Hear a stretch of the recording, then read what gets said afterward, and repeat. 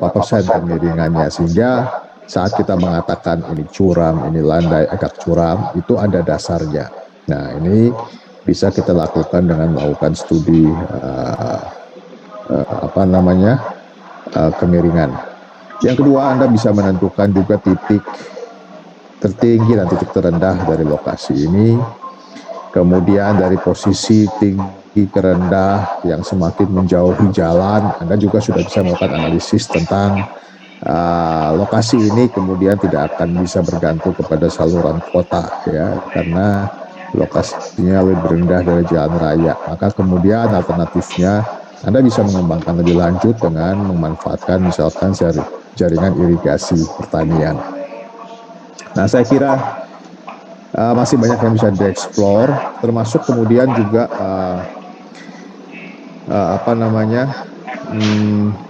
curah hujan ya. Curah hujan itu Anda bisa kalau bentuk lahan seperti begini tidak perlu Anda mengatakan panjang lebar ya, tetapi Anda bisa mengatakan dari luasannya berapa hektar atau meter persegi.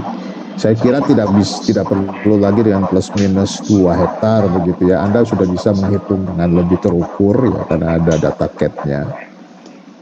Nah, itu Anda bisa sebutkan di situ berapa luasannya. Kemudian dari luasan itu Anda bisa melakukan analisis berapa persen yang dalam kondisi kemiringan tertentu, curam atau sedang, dan berapa yang datar, berapa yang berupa sawah dan sebagainya. Saya kira data itu bisa dikembangkan lebih lanjut ya, itu bisa Anda kembangkan. Nah, untuk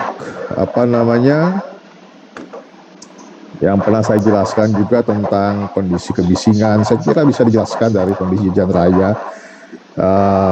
Daerah yang bising itu ada yang di utara begitu, tetapi kemudian begitu ke dalam itu masuk ke kawasan persawahan, pemukiman penduduk, itu akan membuat suasananya itu jauh dari kebisingan kendaraan begitu ya. Kemudian mengenai matahari, Anda sudah mengambil data dari Kota Bogor, itu bagus. Curah hujan Kota Bogor itu juga bagus. Tetapi kemudian bisa dikembangkan lebih lanjut. Kemudian apakah dengan kategori kecepatan angin yang rendah itu apa yang bisa Anda lakukan? Apa sintesanya? Apakah dengan mengoptimalkan aliran angin itu untuk dijadikan elemen penciptaan iklim mikro yang efektif atau tidak?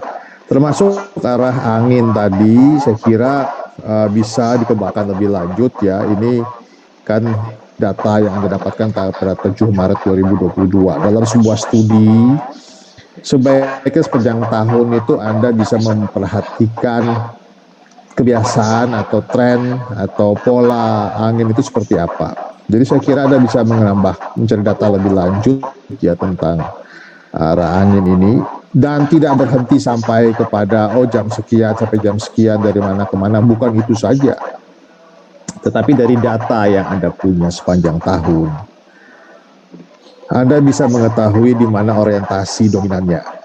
Nah, orientasi dominan tadi mestinya minimal itu bisa menjadi pedoman Anda dalam nantinya merencanakan orientasi bukaan.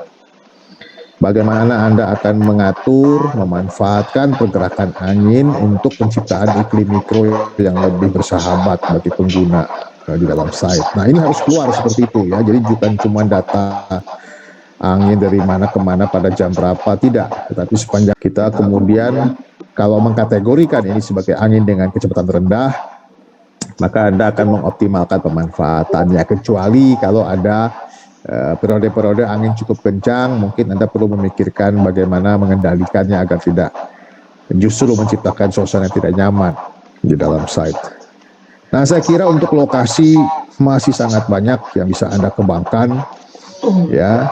Tidak perlu mencari tahu yang belum ada, yang sudah ada ini saja sebenarnya sangat banyak sekali. Ini penting sekali untuk belajar ya.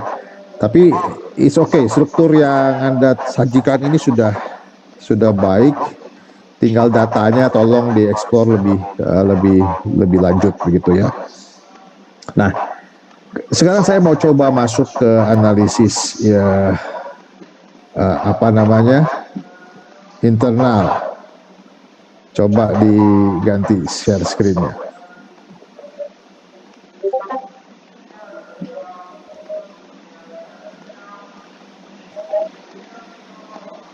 Oke,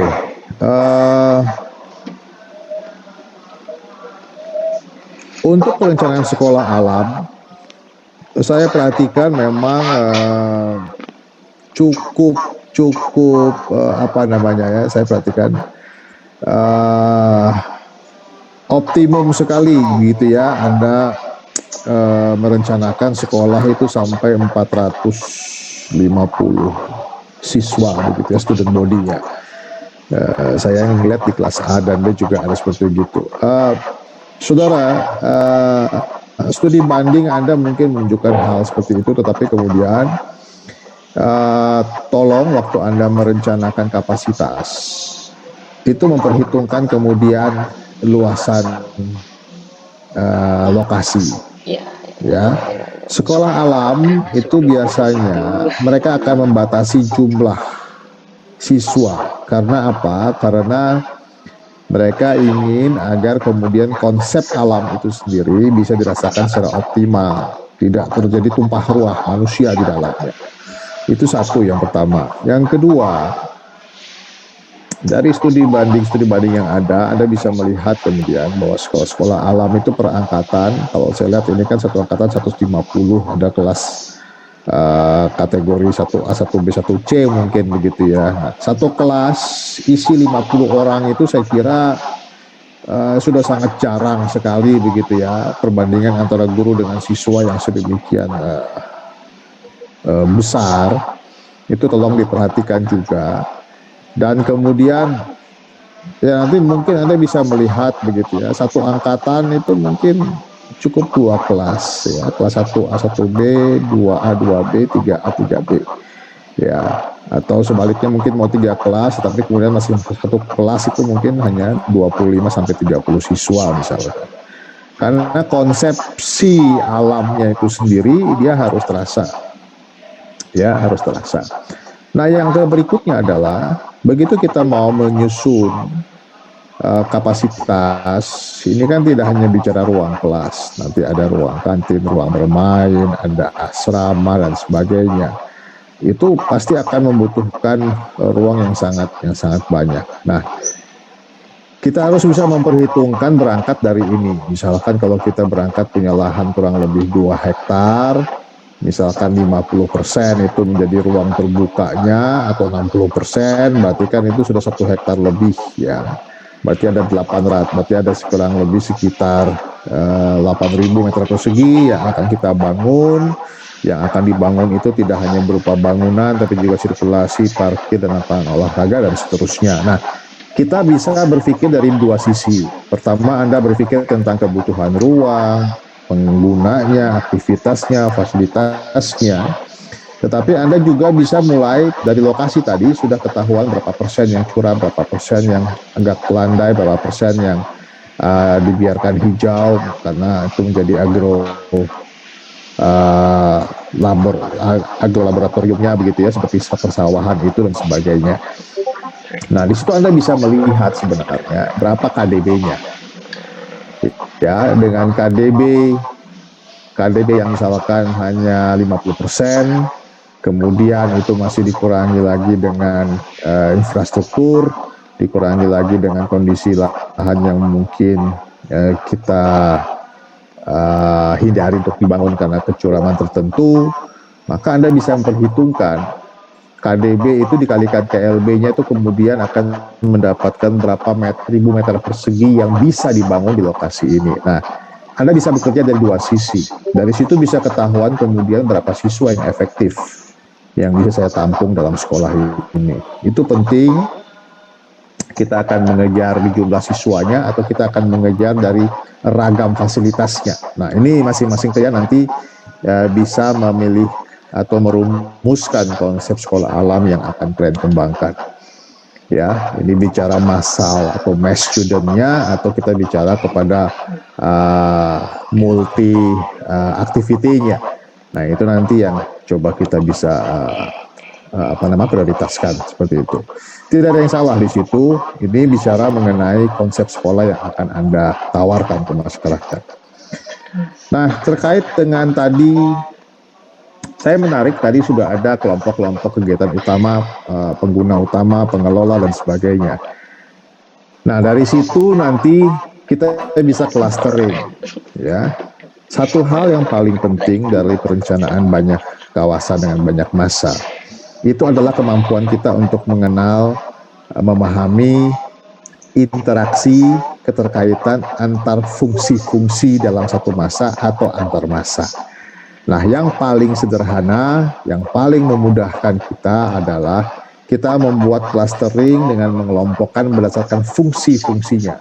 Nah, kalau ini bicara sekolah, walaupun banyak fungsi, tetapi ada fungsi yang utama yaitu adalah pembelajaran, begitu ya.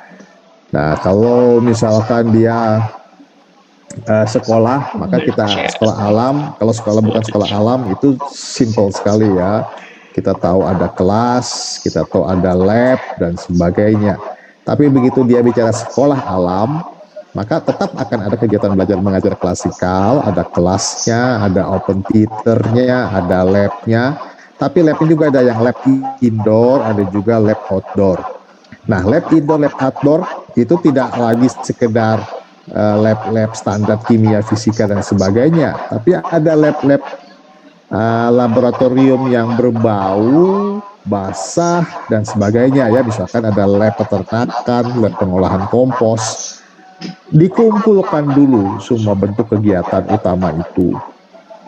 Kemudian nanti baru diklasifikasikan mana yang kegiatan kering, kegiatan basah, yang ada bau, yang tidak ada bau dan sebagainya. Sehingga nanti dari satu clustering ini kita bisa merumuskan tata layout fasilitas-fasilitas yang saling berhubungan dalam kita belajar mengajar. Tetapi kemudian kelas zonazinya dalam site itu bisa berbeda-beda, ada yang dekat, ada yang jauh, karena ada karakter-karakter tadi ya, ada yang berbau, ada yang basah, ada yang kering dan sebagainya. Nah, pengelompokan itu tidak, kalau kita bicara clustering itu tidak berbicara berdasarkan ini publik, ini semi publik, ini privat. Tetapi kita berbicara kegiatan utamanya. Nah, kegiatan utama itu pasti akan disupport oleh kegiatan penunjang. Kegiatan penunjang pasti akan dilayani oleh fungsi-fungsi service. Nah, ini otomatis dalam setiap clustering atau setiap zona itu pasti akan ada kelompok utama, kegiatan utama, ada kelompok kegiatan penunjang, ada kelompok kegiatan servis. Nah, ini akan otomatis muncul. Tetapi nanti dalam perencanaan pengelompokan kita muncul akibat clustering fungsi utama dan sebagainya ya. Jadi nanti di dalamnya itu akan ada publik, semi privat, servis. Itu saat kita akan menyusun ruang-ruang di dalam clustering tersebut, di dalam zonasi. Ya, ini yang penting sekali untuk diperhatikan. Menarik, tadi sudah membahas cukup banyak tentang data arsitektur, tentang Newford, bagaimana memilah-milah, merumuskan luasan-luasan. Saya pikir itu hal yang menarik.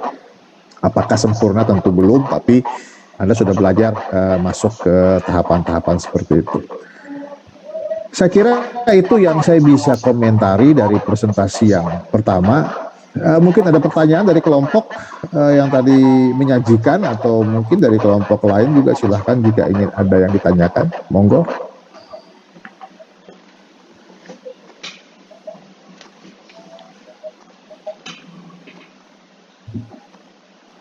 Ada pertanyaan mungkin Pak Febi mau ditambahkan, silakan Pak Febi.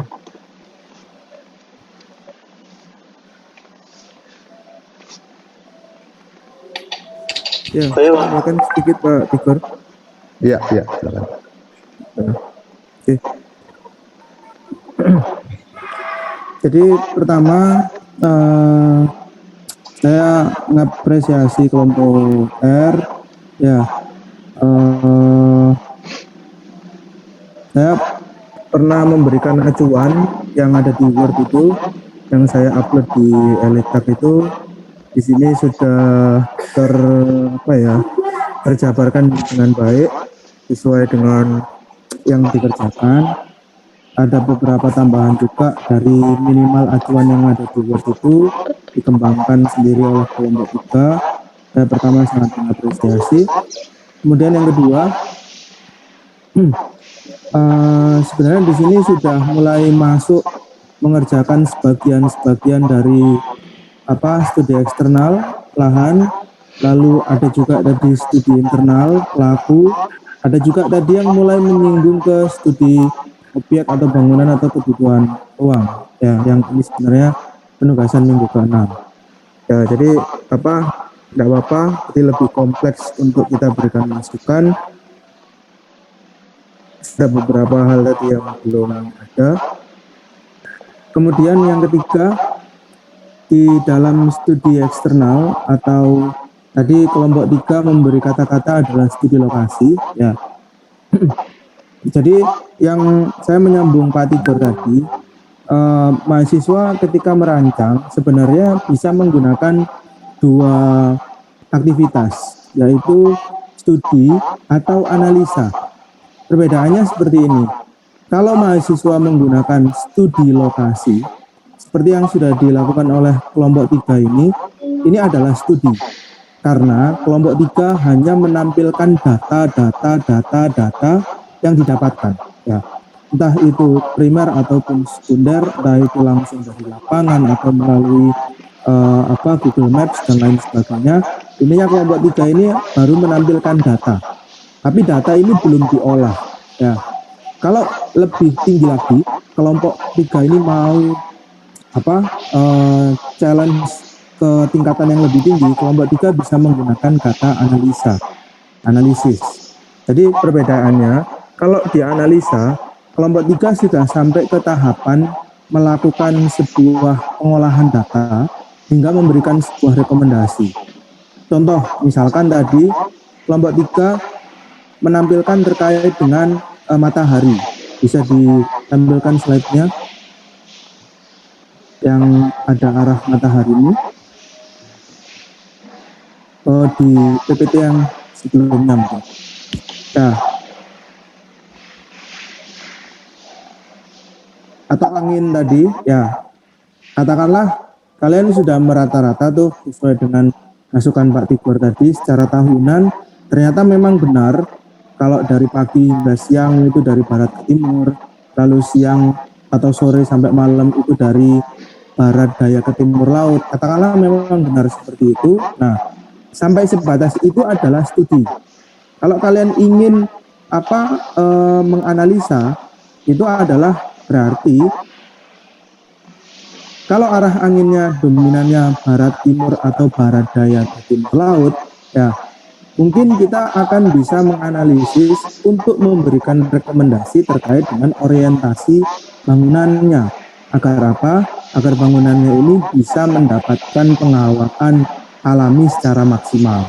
Ya, jadi mungkin orientasi bangunannya berarti kita maksimalkan untuk ke arah barat atau ke arah barat daya, misalkan seperti itu. Atau kita bisa memberikan sampai rekomendasi ke bentuk bangunan. Jadi bentuk bangunannya tidak memanjang ke belakang, tapi mungkin memanjang ke samping dari utara ke selatan. Tujuannya apa? Agar bangunan ini tadi bisa mendapatkan paparan angin secara maksimal.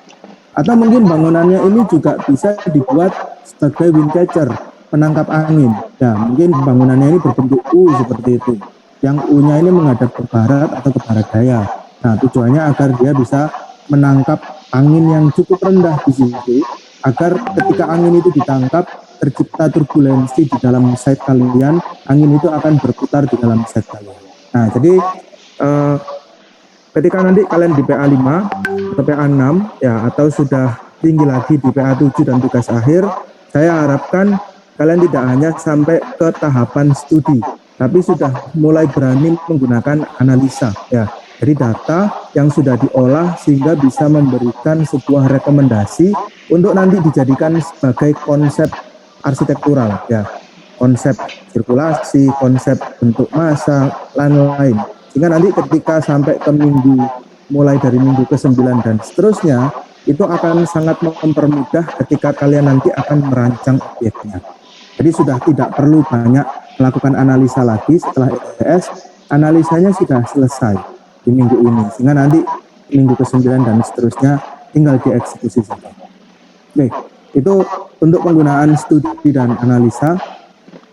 Kemudian yang kedua di pelaku, ya, ini slide ini untuk yang pelaku atau lokasi kelompok 3. Ini untuk pelaku, Pak. Atau pengguna. Oke, ya. Oke, jadi untuk yang pelaku sudah diklasifikasikan dengan baik. Saya cuma memberi catatan seperti ini saja. Ketika kita sekarang aktivitasnya itu adalah boarding school, ya, atau sekolah dengan asrama, di mana itu kegiatannya adalah 24 jam, ya.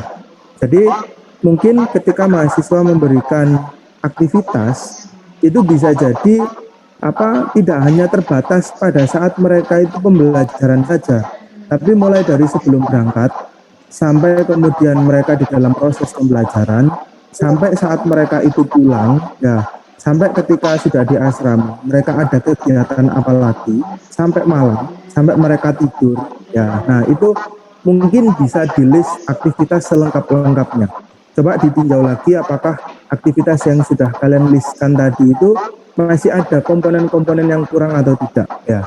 Jadi contoh misalkan ketika anak-anak itu berangkat sekolah seperti itu, ya. Nah, itu kan aktivitas tuh. Tapi itu nanti bisa jadi akan mempengaruhi rancangan kalian. Tergantung anak-anak ketika berangkat, mereka pakai apa. Kalau misalkan mereka berangkat dari asrama ke sekolah berjalan kaki gitu misalkan, ya. Nah, atau misalkan mereka berangkatnya itu menggunakan sepeda, gowes. Nah, berarti kan nanti perlu ada kebutuhan ruang untuk tempat parkir sepeda. Nah, jadi misalkan seperti itu. Jadi tolong di breakdown lagi serinci-rincinya aktivitasnya, karena dengan kalian memberikan rincian aktivitas yang semakin rinci, itu akan semakin mempermudah kalian untuk menentukan ruang-ruang apa saja yang dibutuhkan. Ya, jadi ruang-ruang di sini itu tidak hanya ruang-ruang indoor, tapi juga ruang-ruang outdoor. Ya, seperti tadi parkir sepeda itu juga salah satu contoh dari ruang outdoor. Olahraga misalkan, ya, jadi kita tidak hanya bilang olahraga, tapi misalkan apakah di situ ada basket atau ada sepak bola, ada voli, sepak takraw, renang kah, atau yang lain sebagainya. Semakin rinci teman-teman merincikan di aktivitasnya, itu nanti akan semakin mempermudah untuk menentukan kebutuhan ruangnya. Yang ketiga itu adalah mungkin nanti teman-teman akan mendapati pengen suatu kebutuhan ruang yang itu tidak ada di dalam aktivitas, ya. Nah, jadi misalkan setelah memploting aktivitas lalu keluar kebutuhan ruangnya, ngerasa ada yang perlu ditambahkan tapi tidak ada aktivitasnya. Nah, itu mahasiswa bisa menambahkan bukan tabel aktivitas, tapi mungkin lebih ke usernya ini punya hobi, ya, atau sifat khusus apa, misalkan seperti itu. Jadi kalau misalkan anak-anak ini dirasa yang cowok-cowok gitu, ya, atau gurunya itu mungkin ketika weekend mereka bisa melakukan fishing, mereka bisa mancing, ya. Nah, akhirnya nanti kalian bisa tuh mengalokasikan untuk membuat mini danau di situ. Nah, itu juga bisa kalian tambahkan di situ. Apakah berkebun, apakah menjahit dan lain sebagainya. Jadi yang tidak masuk ke aktivitas secara umum bisa dimasukkan ke aktivitas secara khusus atau bisa dimasukkan ke hobi atau sifat khususnya dari pengguna tadi. Itu kalau misalkan ada ruang-ruang yang tidak tercover di aktivitas, bisa ditambahkan seperti itu. Dan yang terakhir, untuk yang di pelaku atau pengguna, ya, tadi mungkin saya belum melihat terkait dengan karakter, ya. Sudah ada tadi karakter lokasi, karakter Belum pengguna ada, Pak. atau pelaku? Ya, mana coba? Belum ada, belum ada. Ah Belum ya, ada belum datanya. ada ya. Iya. Itu bagaimana Oke. ya, Pak? Itu bagaimana? Ya, saya belum tahu ya kemarin karena di PA3 kita belum pernah ketemu, jadi saya belum mengawali materi di PA3. Jadi seperti ini. Kalau saya lihat ya, ketika nanti kalian di PA7 ya ada pola merancang ya di dalam arsitektur Untak Surabaya yang itu menggunakan pendekatan konsep dasar, dan konsep dasar ini dibentuk ya atau disusun dari karakter objek, karakter lokasi, dan karakter pengguna. Objeknya sama-sama sekolah, tapi kalau misalkan pelakunya anak SD sama anak SMA pasti berbeda nanti. Objeknya sama-sama sekolah, tapi sekolahnya ada di gunung sama di pantai pasti berbeda. Jadi ketiga hal ini, lokasi, pelaku atau penggunanya, dan objeknya itu akan mempengaruhi konsep dasar yang nanti akan menjadi DNA desain atau ciri khasnya dari desain kalian. Nah, ketika kalian mengerjakan di minggu keempat studi eksternal atau analisa lokasi, di situ saya menambahkan di bagian terakhir itu adalah penyisipan karakter lokasi. Maksudnya gini, kalian tentukan satu kata atau satu kalimat yang itu bisa menggambarkan lokasi yang diberikan oleh Pak Tigor. Ya. Jadi contoh misalkan ketika saya berikan lokasi yang ada di perkampungan belakang Tunjungan Plaza gitu ya, sama lokasi yang ada di Citraland. Kalian sudah bisa membayangkan kan bagaimana lokasi itu. Lalu saya minta kalian untuk menentukan satu katanya. Ya, misalkan yang di belakang Tunjungan Plaza itu satu kata yang muncul adalah ruwet. Ya, kan seperti itu. Atau kata-katanya adalah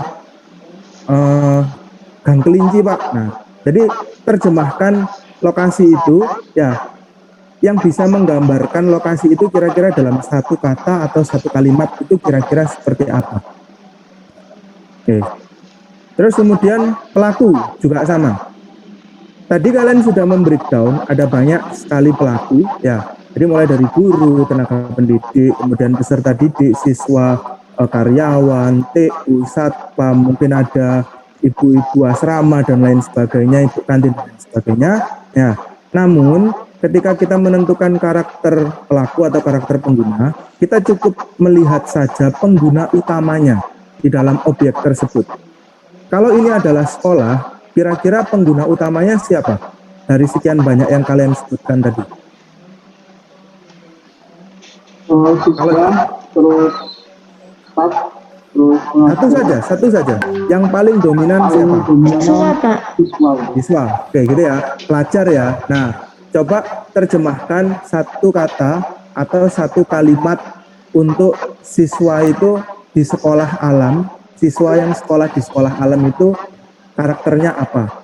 Ya, kalian bisa membayangkan mungkin anak sekolah di sekolah SMA biasa sama anak sekolah di SMK sama anak sekolah di sekolah alam itu pasti berbeda karakternya. Misalkan anak yang sekolah di sekolah alam itu kata kuncinya apa? Bebas, jangan seperti itu ya. Penggunanya apa anaknya? Apa karakternya? Bebas, Pak. Nah, boleh-boleh saja, terserah. Ya, atau apapun itu, atau misalkan dalam satu kalimat gitu ya. Sama nanti ketika di tugas minggu ke-6, ketika kalian melakukan studi internal atau analisa yang objek atau kebutuhan ruang itu, saya sisipkan kalian untuk membuat karakter objek. Jadi kita sama-sama sudah menyepakati objeknya adalah sekolah alam. Tapi sekolah alam ini bisa jadi kita terjemahkan berbeda-beda karakternya. Ya, misalkan satu kata atau satu kalimat yang bisa menggambarkan sekolah alam itu, misalkan kalau tadi kan contohnya satu kata ya, satu kalimat. Misalkan sekolah alam itu bermain sambil belajar, misalkan seperti itu. Ya, ya atau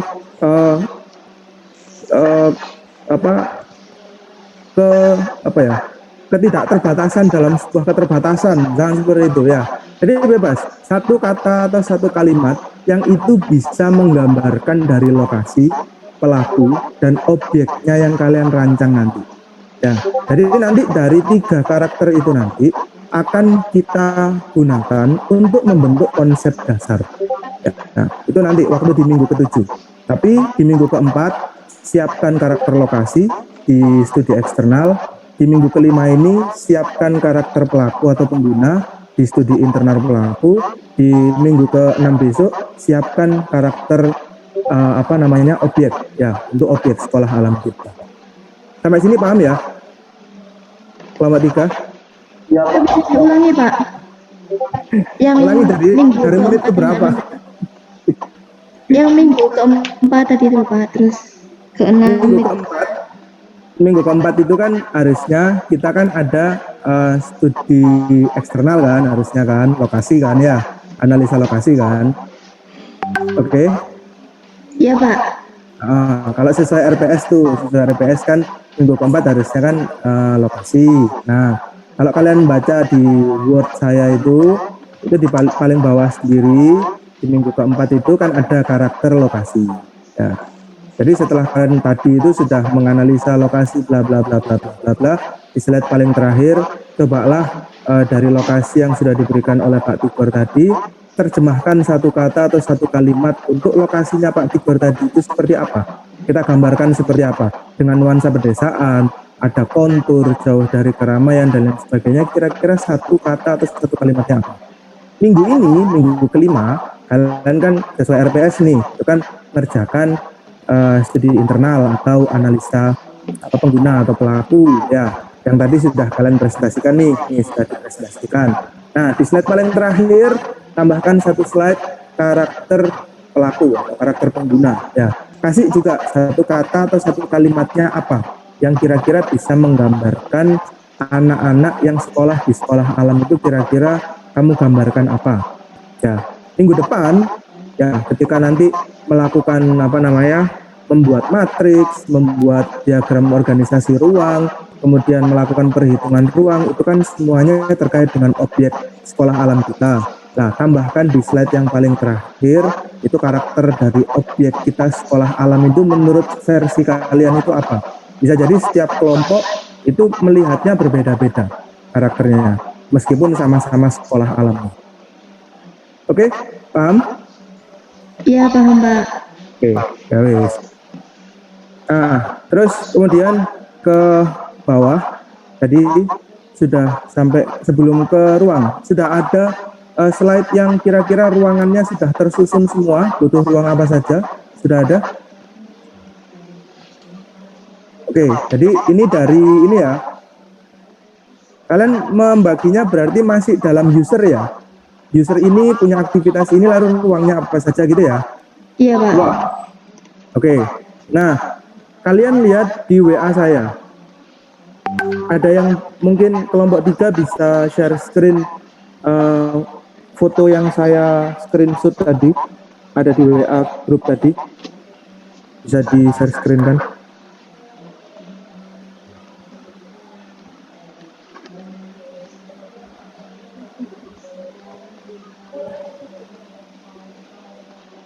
Nah, ini untuk semua juga ya, kelompok 1, kelompok 2, dan kelompok 4 ya. Ini sekaligus ya. Jadi yang tadi sudah kalian lakukan itu sampai ke aktivitas tuh ya, yang kiri atas ya, kiri atas tuh. Kalau kalian di sini melakukan plotting aktivitas itu secara detail, konsekuensinya pasti nanti ruangan yang kalian sudah hasilkan itu pasti nanti akan sangat detail ya. Jadi kalau misalkan aktivitas tidur, lalu kalian di situ bilangnya adalah asrama gitu ya, nah itu mungkin kurang detail ruangnya. Jadi sekalian saja asrama itu isinya apa ya, kamar tidur, apakah ada kamar mandi dalam, atau mungkin ada kamar mandi luar untuk tamu, atau mungkin ada ruang bersama, ruang belajar, tempat makan, kantin basah, gudang, dan lain sebagainya ya. Jadi kalau bisa didetailkan selengkap-lengkapnya di minggu ini, silahkan didetailkan, karena nanti kita di minggu ke-6 itu harusnya sudah ngitung ya, Kalau kalian belum detail, akhirnya nanti waktunya tersita untuk mendetailkan.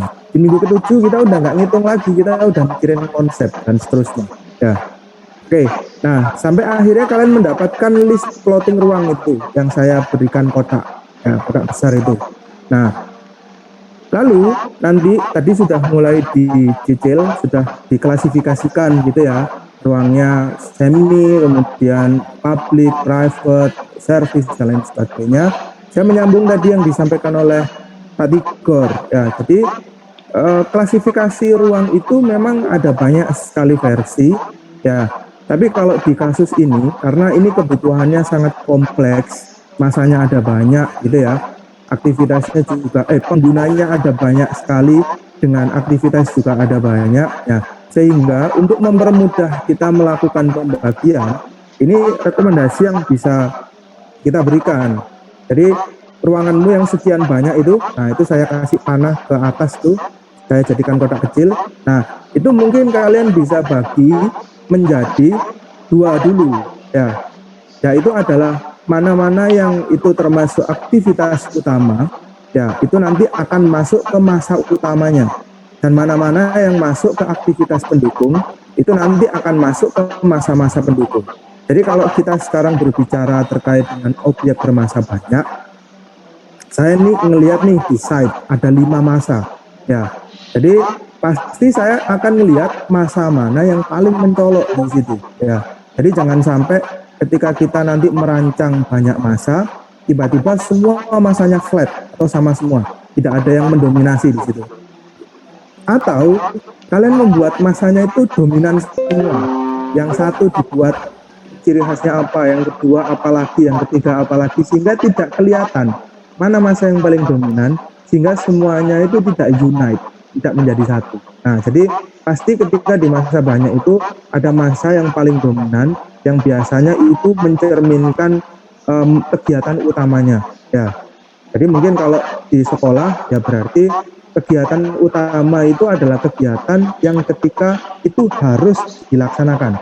Tanpa itu berarti kegiatannya atau namanya sekolahnya itu tidak bisa tercapai tujuannya. Nah itu mungkin kita bisa klasifikasikan menjadi masa-masa untuk siswa dan masa untuk pengajarnya, misalkan seperti itu.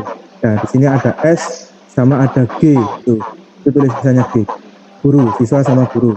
Nah, lalu yang lain-lain, misalkan ada penunjang pembelajaran, gitu ya, atau ada penunjang seperti tempat-tempat olahraga, atau ada tempat ekstrakurikuler, ada tempat ibadah, ada tempat untuk istirahat, asrama dan lain sebagainya. Nah, itu mungkin kita bisa masukkan ke penunjang. Nah, dari sini nanti mungkin ada yang melakukan klasifikasi lagi, ada yang mungkin sudah satu ini satu masa, satu ini satu masa.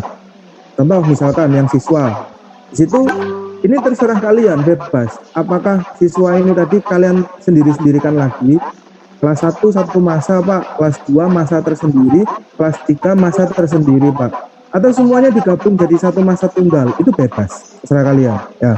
Guru juga seperti itu, katakanlah guru satu masa, lalu penunjang pembelajaran satu masa, ekstrakurikuler satu masa, lalu tempat ibadah satu masa, lalu kemudian asrama, katakanlah asrama ini kita bedakan Pak, putra sama putri, oke berarti 2 masa. Nah jadi kalau misalkan kita total, katakanlah siswa satu masa, berarti siswa, guru, penunjang, ekstra, ibadah, asrama 2, berarti 1, 2, 3, 4, 5, 6, 7, nanti kalian punya 7 masa ya.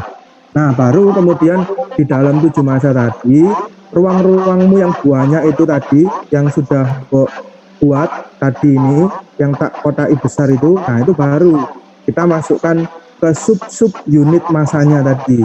Jadi untuk siswa masuk, untuk yang guru tadi masuk, untuk yang penunjang dan lain sebagainya masuk. Ya, jadi kalau teman-teman nanti di dalam memplotting kebutuhan ruang itu masih menemukan ruang-ruang yang itu terlalu umum, terlalu general, ya misalkan ruang guru selesai gitu ya. Padahal kan di dalam ruang guru itu ya ada ruang untuk gurunya, ada ruang untuk wakasek misalkan ada 4, ruang untuk kepala sekolahnya 1, ada toiletnya, lalu ada mini pantry katakanlah, ada gudang untuk simpan berkas, ada tempat untuk rapat dan lain sebagainya. Nah, itu semuanya masukkan sedetail-detailnya. Baru nanti setelah di plotting berdasarkan setiap masa, ya, nah itu baru kalian mulai menampilkan yang namanya penggolongan berdasarkan sifatnya. Yang tadi itu ada public, ada private, ada service, atau mungkin ada yang menambahkan dengan kata-kata semi gitu ya, semi public, semi private seperti itu. Nah, itu baru. Tujuannya ketika kita sudah sampai plotting masa, pengelompokan masa, baru pengelompokan sifat, itu nanti akan memudahkan untuk mengarahkan peletakan ruangnya itu di setiap masanya itu ditaruh depan belakangnya itu biar lebih mudah. Ya. Nah, baru setelah masanya ini terplotting berdasarkan kegiatan utama dan penunjang, lalu dibagi-bagi lagi secara lebih spesifik dari public, private, dan service. Nah, ini jadi mulai dari yang diagram ini, ya, mulai dari yang binary itu sudah masuk ke minggu ke-6 ya. Jadi sampai kalian di minggu ke-5 ini sampai endingnya adalah melis kebutuhan ruang selengkap-lengkapnya. Jadi tadi kelompok 3 sudah mulai mencicil tuh kebutuhan di minggu ke-6, boleh, tidak apa-apa, tapi mohon diperhatikan beberapa catatan yang saya dan Pak Tigor sampaikan ini. Ya, nanti ini sekalian saya berikan materi pengantar untuk minggu ke-6 ya, biar nanti minggu ke-6 tidak ada koreksi major, koreksi yang cukup signifikan, tinggal beberapa perubahan sedikit saja. Ya, jadi nanti setelah kalian melakukan plotting ya, public, private, dan lain sebagainya itu, baru kemudian di situ kalian membuat matriks ya, diagram matriks. Tujuannya matriks ini adalah agar kalian bisa menentukan hubungan ruang ini seperti apa, jauh dekatnya. Bisa menggunakan kata-kata jauh dekat, bisa menggunakan kata-kata langsung dan tidak langsung. Ya, saya bebaskan ke teman-teman. Bedanya apa Pak, jauh dekat dan langsung tidak langsung? Kalau jauh dekat itu ya berarti kita bisa memperkirakan, mengestimasi dari jaraknya. Ya, jaraknya memang jauh atau jaraknya memang dekat. Tapi kalau langsung dan tidak langsung, mungkin itu ruangan itu sebelahan, ya mungkin ruangannya sebelahan, tapi kita tidak bisa mengakses secara langsung. Kita harus melalui ruang-ruang yang lain dulu, baru kita bisa ke ruangan itu. Nah itu bisa kita menggunakan jauh dekat atau langsung tidak langsung. Ya intinya ada pembagian yang itu entah itu kalian pakai simbol warna atau kalian pakai simbol full, hitam full, terus garis-garis putih, bebas, terserah. Yang penting intinya kalian bisa melakukan pengelompokan itu agar memudahkan ketika nanti menata. Ya, setelah membuat matriks, dulu DPA 3 kalau saya yang membimbing, ya karena satu masa, berarti kalian cukup membuat matriks ruang. Tapi kalau sekarang di PA 4, karena kita tantangannya adalah banyak masa, berarti nanti kalian harus membuat matriks antar masa. Ya, makanya kalian harus sudah tahu kira-kira perlu berapa masa. Agar apa? Agar bisa membuat matriks. Kalau kalian tidak tahu berapa masanya, kalian tidak akan bisa membuat matriks. Nah, MHM itu adalah matriks hubungan antar masa. Jadi misalkan di situ tadi sudah dapat tuh ada 7 masa. Nah, di situ kalian buat masa ke-1 sampai masa ke-7 itu hubungan jauh dekatnya, langsung tidak langsungnya seperti apa. Setelah tahu hubungannya ke-7 masa dalam satu site, baru kalian detailkan satu-satu. Masa 1 tadi siswa itu punya ruangan apa saja. Kalian mungkin belum tahu nih, ya itu nanti akan masuk di lantai 2 atau lantai 3 atau lantai 1, kita belum tahu. Tapi kita kelompokkan saja dulu. Di masa 1 ada ruangan apa saja, lalu kita mulai susun jauh dekatnya. Ya, dari situ nanti kalian akan kerasa, oh ya ini baiknya diletakkan lantai 1, ini baiknya lantai 2 dan lain sebagainya.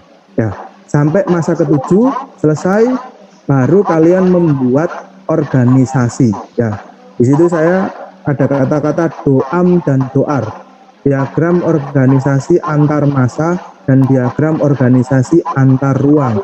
Jadi matriksmu tadi yang antar masa tadi, lalu kamu terjemahkan menjadi lebih jelas di diagram organisasi.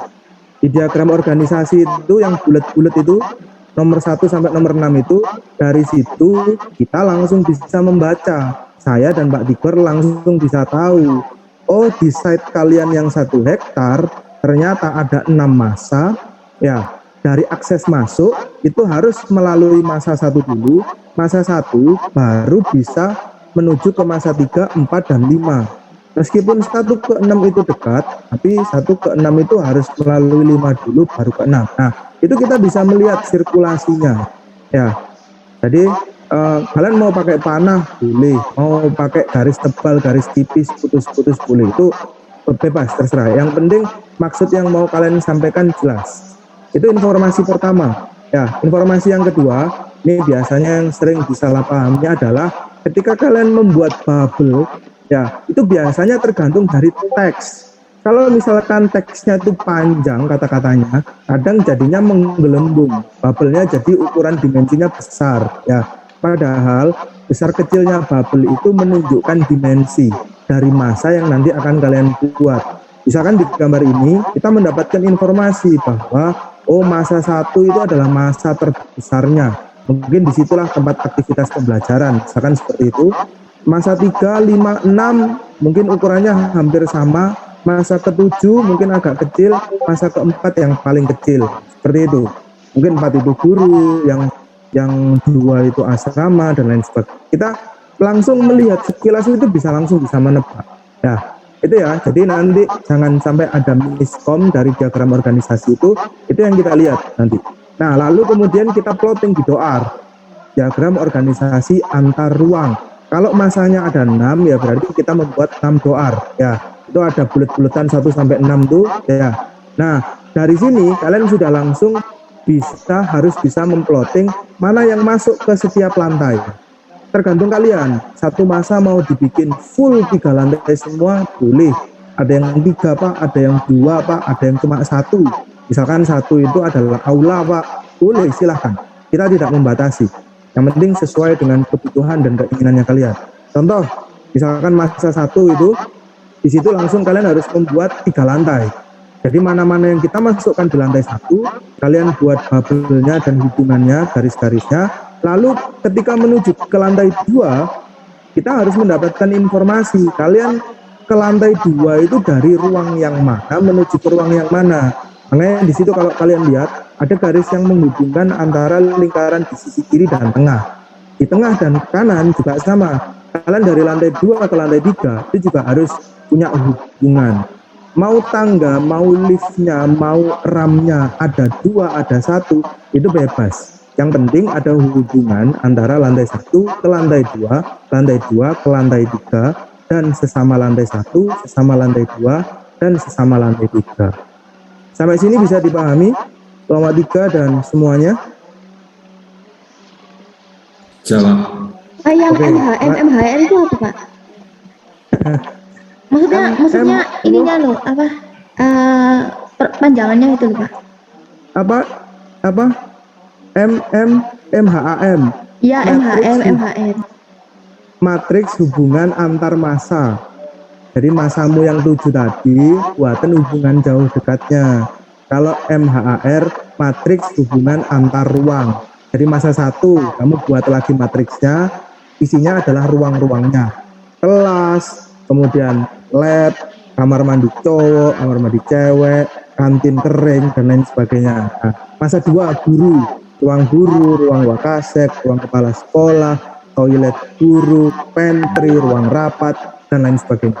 Ya, MHM masa, R itu ruang. Oke? Oke? Iya Pak. Nah, terakhir, sebelum saya tutup penjelasan materi dari saya, baru setelah kalian membuat diagram organisasi, ini nanti akan sangat membantu kalian dalam menentukan tugas di minggu ke-9 dan tugas di minggu ke-11. Karena harapan saya di minggu ke-9, kalian sudah sampai otak-atik masa. Ya, set planning sudah mulai terlihat, penataan masa sudah mulai terlihat. Kalau kalian sudah bisa sampai membuat doam, diagram organisasi antar masa, sudah tahu kan itu hubungannya 1, 2, 3, 4, 5, 6. Nah, tinggal nanti otak-atik market kalian saja. Kira-kira nanti bentuknya seperti apa, ditaruh di mana, itu nanti waktu minggu 9. Di minggu yang ke-6 ini kalian tidak perlu sampai memikirkan ini nanti masanya besar itu bentuknya seperti apa, tidak perlu tahu. Tidak perlu sampai ke sana dulu. Ya, kalau di doar itu akan sangat membantu ketika di minggu ke-11 ketika kalian sudah nanti masuk ke setiap masa membuat denahnya. Denah itu kan kalian harus tahu tuh ruangan ini taruh sebelah mana, ini di sebelahnya atau di sebelah mana. Nah, dengan kalian sudah membuat doa,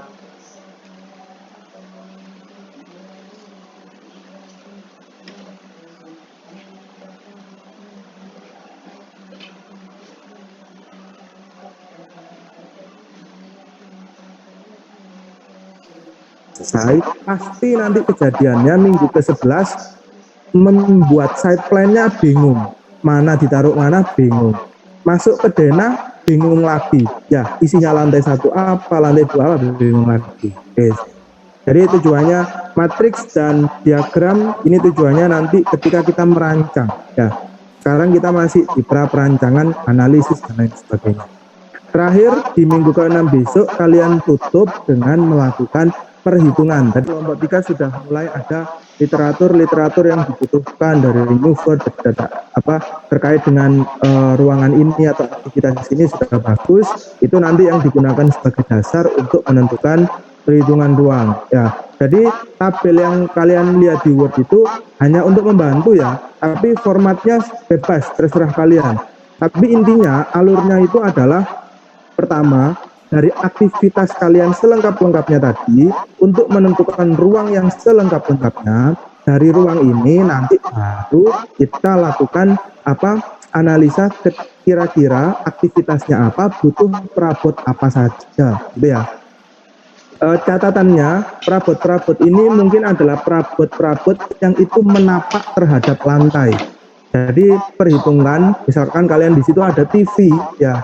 Apakah di TV-nya ini perlu bufet, perlu meja, perlu lemari apa enggak? Atau mungkin TV ini hanya digantung, katakanlah seperti itu.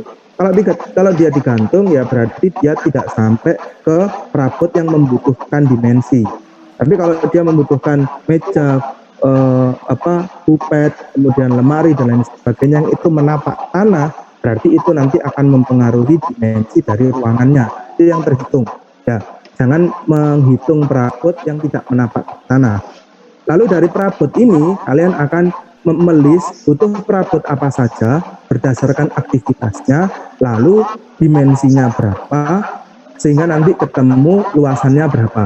Tentunya ini kalian bisa mengambil dari data arsitek, bisa mengambil dari literatur lain, misalkan dari SNI, atau Kemdikbud karena ini terkait dengan pendidikan, atau dari data yang ada di luar negeri ya, atau misalkan dari studi banding boleh Pak ya, saya mau mengambil dari studi banding kemarin kebetulan data saya cukup lengkap Pak, sampai ada denahnya ada perabotnya lengkap Pak, boleh, itu dijadikan acuan ya, asalkan ketika kalian melihat studi banding asumsi yang digunakan sama. Misalkan asrama untuk 2 orang di studi banding, asrama kalian 1 kamar juga 2 orang. Tapi ketika asrama kalian mau pakai sistem 4 orang atau hanya 1 orang saja, berarti nanti harus dilakukan penyesuaian. Seperti itu. Kemudian setelah menghitung perabot, jangan lupa ditambahkan dengan sirkulasi. Ya, biasanya di NAD New Architect Data itu ada keterangan sirkulasi itu berdasarkan pada persentase. Jadi misalkan dimensi ini setelah kita hitung, misalkan itu contoh perhitungannya tuh, misalkan perabotnya ternyata 30% gitu ya. Di dalam standar sirkulasi yang dibutuhkan untuk ruangan ini katakanlah 40%. Berarti kita menghitungnya 40% dikali 30 meter persegi, ketemunya adalah 12, berarti ruangannya minimum luasannya adalah 42 meter persegi. Pak mau kita tambah boleh Pak, boleh, misalkan digunakan jadi 45 atau 50 boleh ya, dengan pertimbangan macam-macam. Tapi kalau kurang itu jangan, karena ini adalah minimum standarnya, lebih boleh, kurang jangan. Ada juga sirkulasi ini yang kemudian berdasarkan perhitungan dimensinya langsung. Jadi kalau kalian melihat parkiran mobil, truk, bis gitu ya, itu kan pasti ada langsung dimensinya berapa.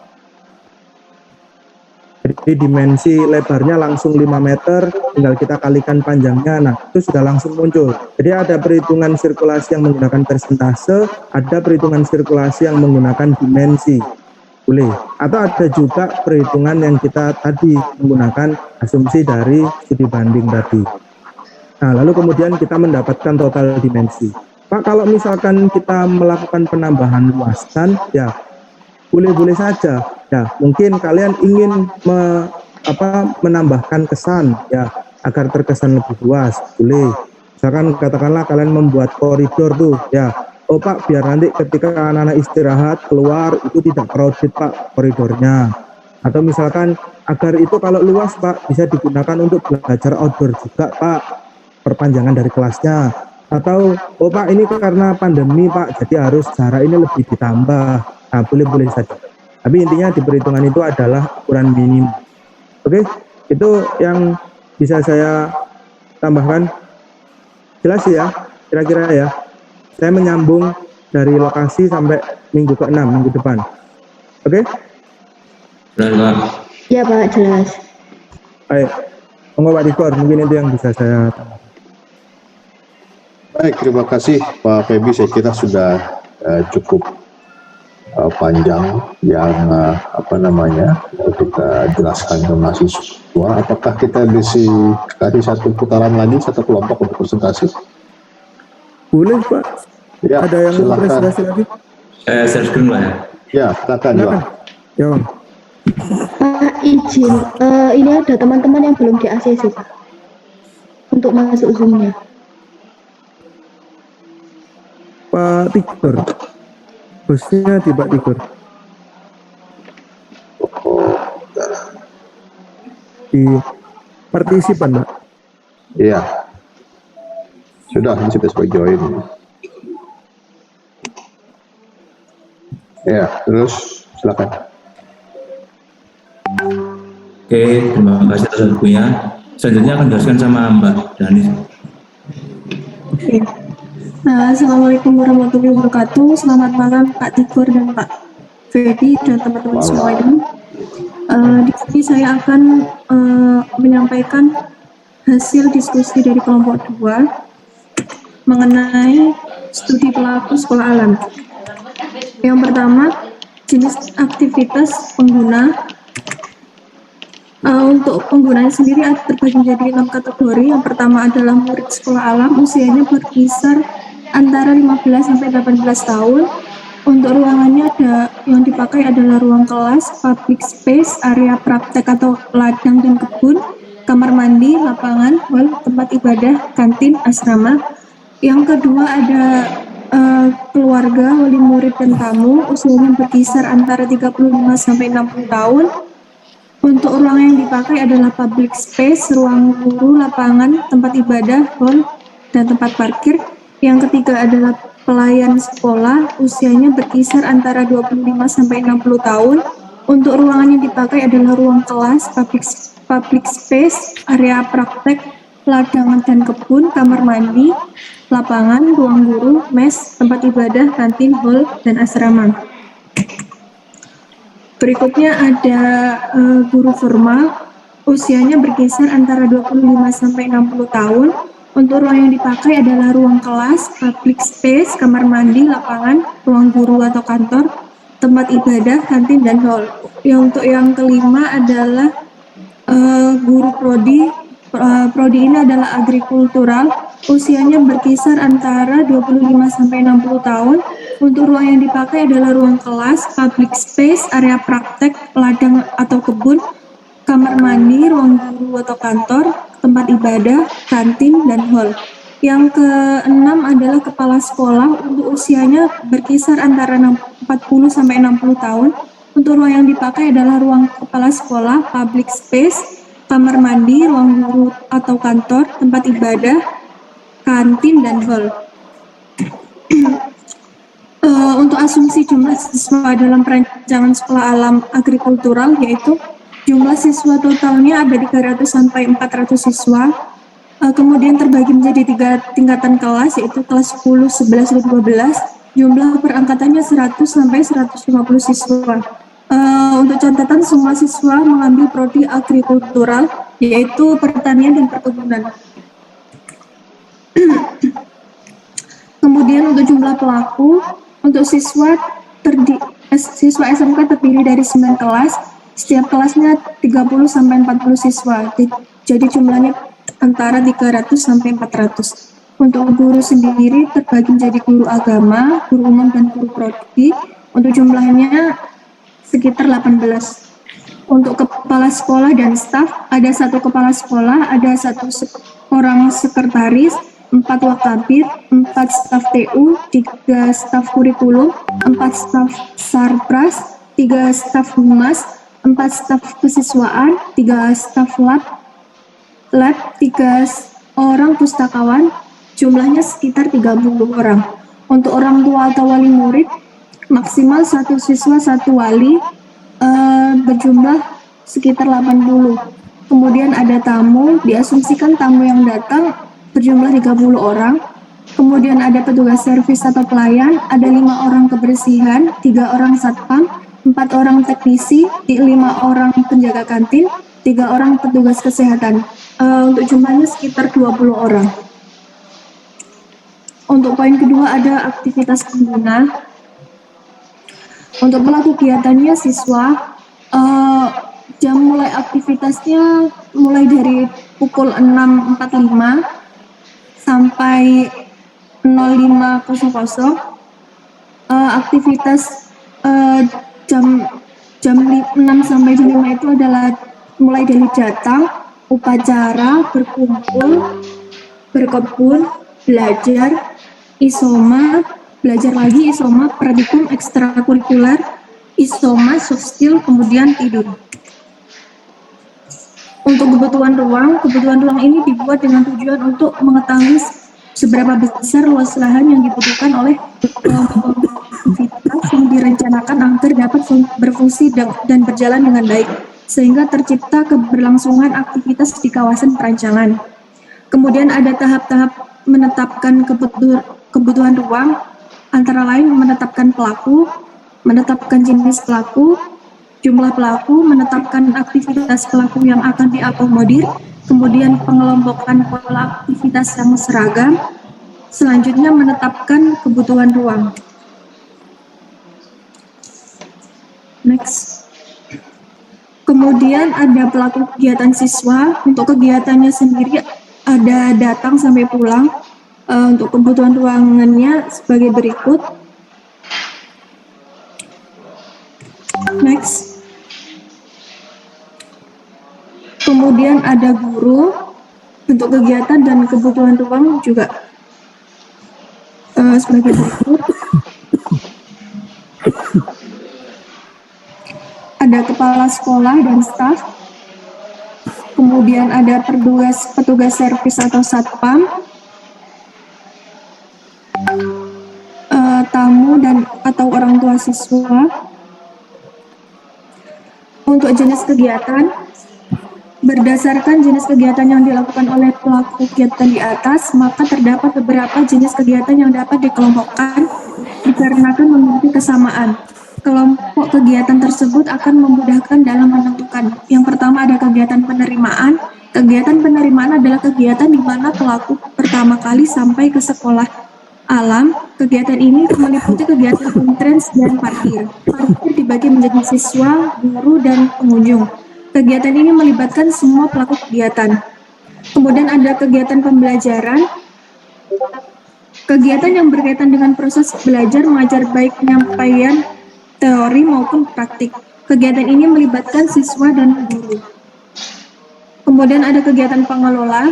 Kegiatan yang berhubungan dengan berlangsungnya penyelenggaraan kegiatan di sekolah. Kegiatan ini dilakukan oleh para pejabat dan pengurus di sekolah alam. Kegiatan ini melibatkan kepala sekolah dan para staf. Kemudian ada kegiatan servis. Kegiatan ini merupakan kegiatan untuk mendukung kegiatan di sekolah alam yang berkaitan dengan operasional pembangunan. Kegiatan ini melibatkan petugas servis. Kemudian ada kegiatan penunjang, kegiatan pendukung untuk mendukung keberlangsungan kegiatan utama.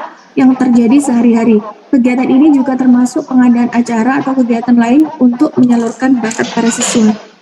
Untuk poin selanjutnya akan dilanjutkan oleh rekan saya, Wildan. Silakan. Oke, terima kasih Dani. Selanjutnya itu alur kegiatan. Jadi yang pertama ini ada alur kegiatan murid. Biasanya murid itu datang, parkir, kemudian upacara. Selanjutnya seperti yang sudah dijelaskan pada tabel tadi, hanya perbedaannya di bagian pulang. Pulang terbagi menjadi dua, ada yang pulang ke rumah dan pulang ke asrama. Untuk pulang ke asrama dimulai dari metabolisme, belajar, makan, sholat, istirahat, atau tidur. Selanjutnya alur untuk kegiatan guru. Sama halnya dengan siswa, guru datang, parkir, kemudian upacara, mengelola absen, materi, mengajar, mengejar kejuruan, rapat, menerima tamu, dan yang terakhir adalah pulang. Kemudian untuk alur berikutnya adalah alur kepala sekolah atau staf. Alur kepala sekolah sama dengan seperti halnya guru. Setelah upacara mereka melakukan absen, manajemen kegiatan, rapat, menerima tamu, metabolisme, sholat, dan yang terakhir adalah pulang. Selanjutnya petugas servis datang, parkir, bekerja sesuai dengan ruangannya, seperti satpam harus bekerja di tempat satpam, petugas kebersihan di ruang kebersihan, penjual di kantin, ahli kesehatan di UKS, dan yang terakhir mereka harus pulang. Kemudian selanjutnya tamu atau orang tua siswa, mereka datang, kemudian parkir, mencari informasi di ruang informasi, lalu melakukan metabolisme, menunggu, menemui pengelola, sholat, makan, dan yang terakhir pulang. Untuk yang keempat adalah karakter pengguna. Karakter adalah perilaku yang membedakan satu dengan lainnya sebagai hasil dari proses interaksi seseorang dengan lingkungannya. Next. Faktor yang mempengaruhi perilaku ada dua, yaitu faktor biologis dan faktor lingkungan.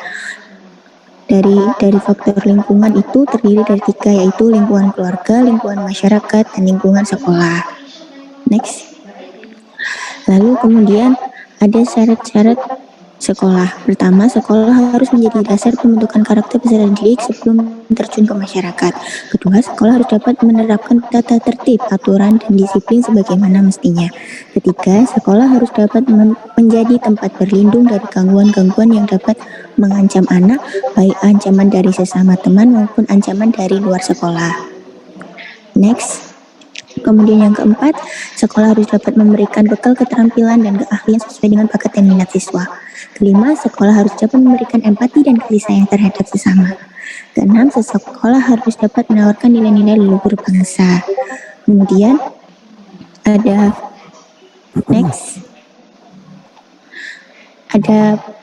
karakter seorang guru itu tidak boleh ada diskriminasi, tidak boleh ada perlakuan kasar, harus menjadi contoh teladan yang baik, membiasakan berdoa sebelum dan memulai mengakhiri pelajaran, membudayakan perilaku hidup sehat, menumbuhkan rasa peduli terhadap lingkungan, membentuk rasa patriotisme, melatih peserta memiliki rasa peduli terhadap sesama, sabar. Kemudian yang selanjutnya ada karakter siswa. Next. Karakter siswa biasanya ada yang tidak sopan, ada yang sopan, tidak jujur, jorok, dan sadar akan kebersihan, malas, rajin, sering terlambat, manja, ada yang anarkis, tertib aturan, arogan, taat beribadah, peduli akan sesama, menjunjung tinggi rasa hormat, kreatif, mandiri, cakap, bekerja keras, dan cinta tanah air. Terima kasih, itulah dari kelompok kami. Kurang lebihnya, mohon maaf. Mohon kritik dan sarannya Pak Febi dan Pak Tigor. Untuk selanjutnya mungkin langsung ke analisis lokasi Pak, atau gimana? Langsung aja, nggak apa-apa. Oke, baik. Saya coba share screen dulu.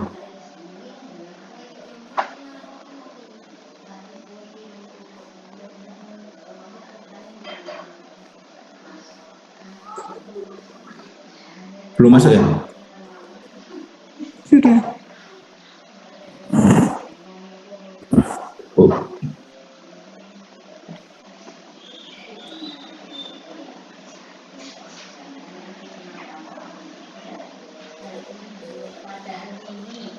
Oke. Untuk selanjutnya akan jelaskan tentang studi lokasi. di sekolah alam ini kemarin dapat perencanaan tapak dari Bor. Untuk keterangan umum lahan yang dipilih ini di Kecamatan Tenjo, daerah Kabupaten Bogor, dengan koordinat sekian dan sekian, jumlahnya itu 44.558 jiwa, terdiri atas 9 desa, Desa Patok, Cilaku, Ciamas, dan yang terlampir di sini. Lalu untuk karakter fisik dasarnya meliputi klimatologi, topografi, hidrologi, geologi, tata guna lahan, dan flora fauna. Kecamatan Tenjo termasuk ke dalam daerah yang aman dari bencana alam. Geologi, kalau geologinya berdasarkan peta geologi Kecamatan Tenjo bahwa daerah ini terdapat batuan tersier, endapan di permukaan gunung api muda dan batu gamping. Kecamatan Tenjo dilihat dari peta geologi lebih dominan gunung api muda. Untuk tata guna lahannya, kalau dilihat dari peta Kecamatan Tenjo bisa dilihat dari peta jenis tanah, kemiringan, ketinggian, dan curah hujan bahwa kawasan ini termasuk ke dalam kawasan budaya pertanian. Kebanyakan masyarakat di kecamatan ini menggunakan tata guna lahannya sebagai pertanian karena bermata pencaharian sebagai petani. Lalu untuk flora dan faunanya seperti yang ada di Kabupaten Bogor ada bunga rafflesia. Lalu untuk faunanya rusa dan seperti yang ada di habitat Kabupaten Bogor. Lalu untuk penggunaan lahannya, ini untuk teori penggunaan lahan untuk pola ruang di 2 macam, yaitu kawasan lindung dan kawasan budaya. Kawasan lindung merupakan yang ditetapkan dengan fungsi utama yaitu melindungi kelestarian hidup yang mencakup sumber daya alam, sumber daya buatan, sedangkan kawasan budaya mencakup budaya pertanian, budaya non pertanian. Budaya pertanian ya, ini kawasan diperuntukkan untuk kegiatan pertanian. Kawasan budaya non pertanian diperuntukkan selain dari kegiatan pertanian, misalnya kawasan ini untuk industri, permukiman, perdagangan, jasa pariwisata. Ada penggunaan lahan untuk pola ruang dibutuhkan pola metode superimpose, overlay atau tumpang tindih. Lalu selanjutnya kesesuaian lahan berdasarkan kemiringan. Ini untuk sudut lerengnya akan dilanjutkan oleh mungkin Mas Akmal. Halo Mas Akmal. Iya, halo. Ya boleh, silakan Mas. Oke. Saya akan lanjutkan dari Mas Iwan. Berikut untuk kesesuaian lahan berdasarkan kemiringan. Berikut yaitu jalan raya memiliki standar dengan berikut dalam tabel sudah terlihat: gedung, parkir, perdagangan, tapak industri, drainase, dan permukiman. Dalam keterangannya merah yaitu dapat dimanfaatkan dan putih itu tidak dapat dimanfaatkan. Jadi kalau bisa itu masuk di area yang dikasih tanda merah untuk sudut standar lerengnya. Nah, lanjut.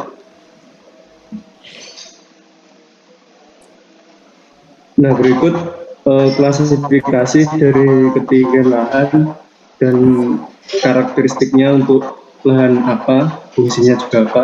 Dalam ketinggian tersebut bisa difungsikan sebagai budidaya pertanian dengan karakteristik yang sudah terdapat di tabel. Lanjut.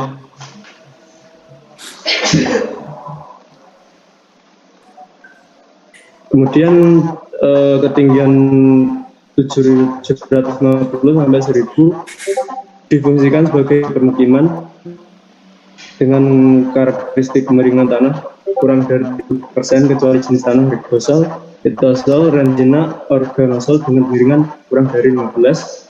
Kemudian kedalaman efektif lebih dari 30, mempunyai tipe iklim A, B1, B2, C2 atau D2 menurut Golden. Kemudian daerah kritis bahaya lingkungan, seperti longsor, tahan aktif, daerah krisis erosi pemukiman. Lanjut.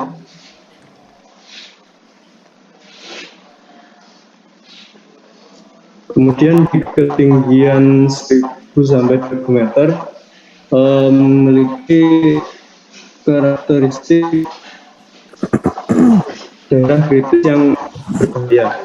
Jadi lebih dianjurkan pakai di permukiman. pertanian. Bisa lebih jelasnya karakteristik.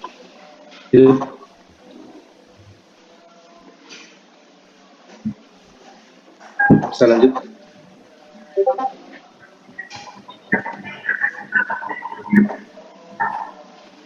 Nah, kemudian berkarakteristik lapisan solum tekstur lempung berlipat sampai liat, mengembang dan lekat pada website. Untuk fungsinya yaitu hutan lindung dengan kemiringan lebih dari 15%. Kemudian fungsi budidaya pertanian kemiringan lebih dari 15%. Budidaya pertanian kurang dari 15% dan pertanian PLB kurang dari 15%. Lanjut. Selanjutnya ada gosol jokat sebagai berikut yang bisa dimaksud sebagai tanaman tahunan, budidaya pertanian, TT dan LB, kemiringan standar di tatu. Kemudian komplek regosol, patu dan bawah.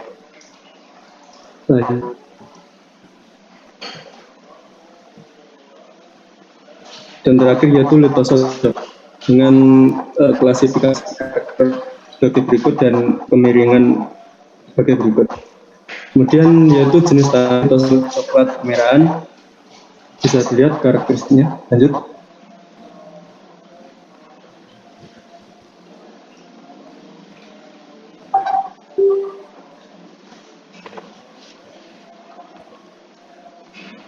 Kemudian dengan antara keadaan geologi dan tumbuhan. Keadaan geologi, sifat fisik tanah dan batuan mempunyai positif kepada bangunan berat, sampah, bahan beku, penggagalan dan pertanian. Untuk keselatan lereng juga ada nilai positifnya dan kehadiran secara berikut.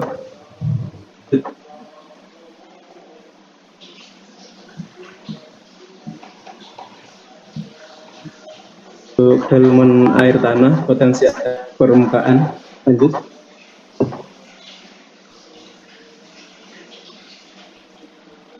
Nah, ini adalah penentuan kawasan lindung dan budidaya. Dengan kemiringan lahan sudah terdapat tabel, bisa diklasifikasikan sebagai berikut standarnya. Lanjut, Mas. Coba. Nah, ini untuk curah hujan. Ada tabel.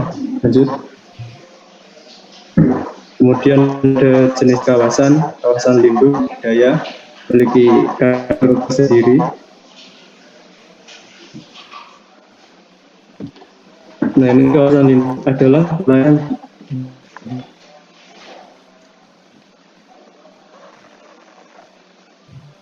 sebelumnya ada penjelasan.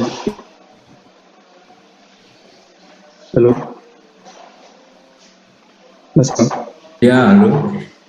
Untuk peraturan terkait maaf, langsung. Beda berapa terkait lahan GSP,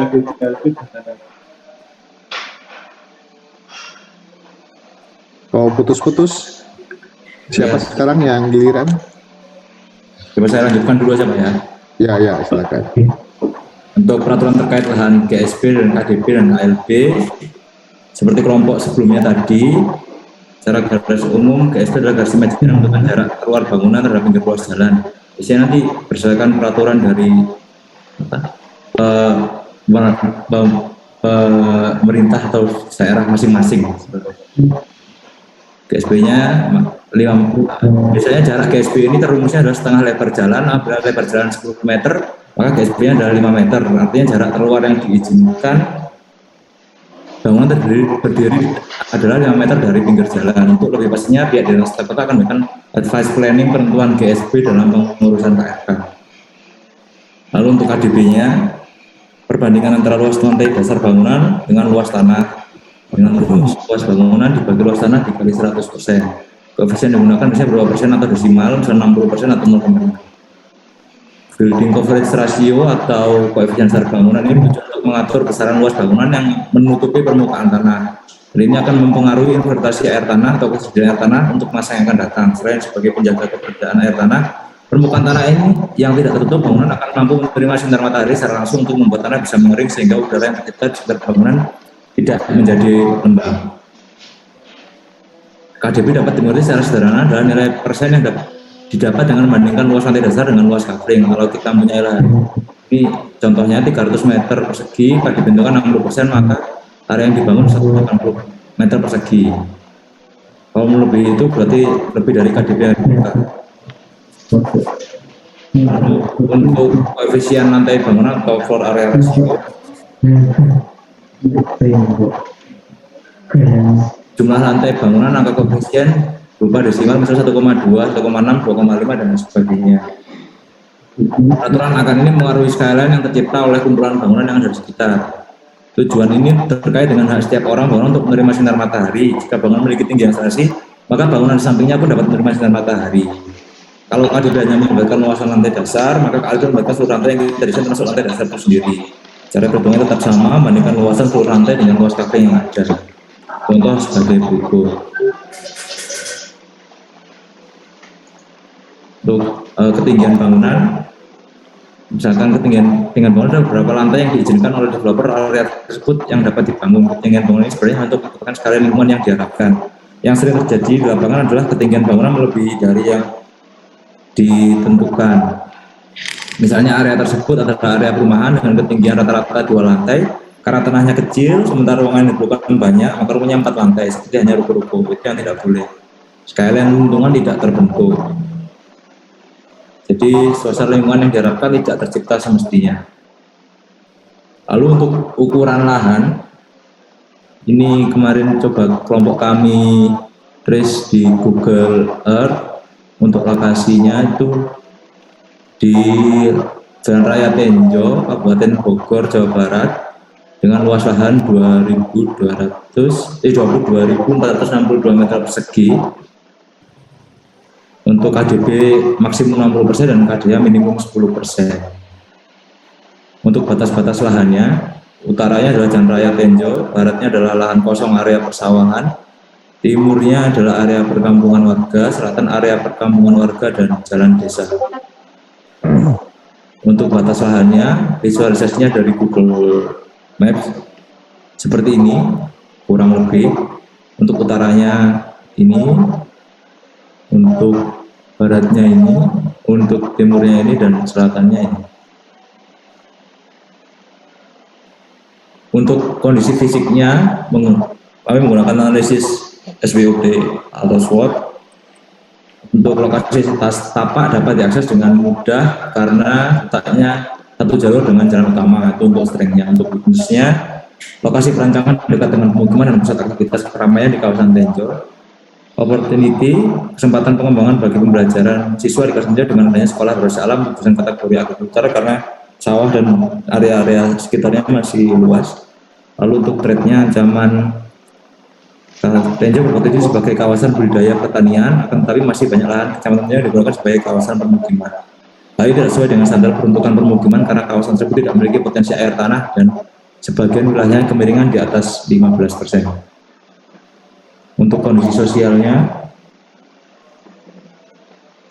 itu adalah masih harmonis, lekat akan keberagaman, masyarakat menjunjung tinggi perdamaian, lingkungan permukiman padat, lokasi mudah terjangkau dengan transportasi apapun, lokasi potensial sebagai pemukiman maupun sentral industri. Untuk view-nya, tujuannya untuk mendapatkan arah pandang yang baik dari luar maupun dalam site hingga menjadi point of interest. Kriteria merespon situasi lingkungan sekitar, memperhatikan view dari dalam site, memperhatikan view dari luar site. View-nya berasal dari Jalan Tenjo. View dari dalam berpotensi ke arah selatan yang dinyatakan menjadi area pembelajaran yang merupakan lahan persawahan yang masih kosong tadi. Konsep tapak dikelilingi oleh perumahan, kebun dan sawah. Pandangan atau view yang diharapkan dari luar tapak ke dalam tapak adalah view bangunan yang menarik dan dapat dilihat dari semua sisi. Analisis view berfungsi untuk mempertimbangkan posisi view pada bangunan baik jika dilihat dari luar bangunan atau dalam mengacu dalam kondisi yang ada di sekitar site. memaksimalkan pesisir yang ada untuk konsepnya tadi, sehingga dari sisi-sisi yang lain juga bisa terlihat untuk area sekolah alam konsep agrikultur. Untuk view dari dalam site, yaitu yang paling baik yaitu arah ke ruang terbuka hijau atau ke arah area persawahan. View pada utara site adalah jalan utama Tenjo yang ini. Di sebelah selatan adalah RTH dan di sebelah barat adalah pemukiman. View negatif cenderung berasal dari utara dan barat. Konsep fasad bangunan dan penataan landscaping ditata sedemikian rupa supaya bisa menjadi view yang bagus jika dilihat dari luar maupun dalam site. View negatif dapat diatasi dengan menambahkan vegetasi di sekitar lahan. Nah, ini untuk analisis dari luar site. Sekitar site belum ada gedung tinggi. View yang dapat dijadikan point of interest terletak pada sebelah utara atau point of interest dapat dari jalan utama. View persawahan kurang bagus jika dilihat dari luar site karena kemungkinan akan tertutup oleh vegetasi sekitar lahan yang hijau-hijau ini. Konsepnya sebenarnya sama, yang intinya dari dalam atau dari luar masih bisa dilihat fasadnya dengan baik. Untuk jenis tanah dan topografi, untuk lahan studi ini bisa berada di sekitar kawasan utara kaki Gunung Halimun, Salak, sehingga memiliki jenis tanah yang cukup beragam. Ada 14 jenis tanah yang dapat digolongkan ke dalam 5 golongan tanah, yaitu andosol.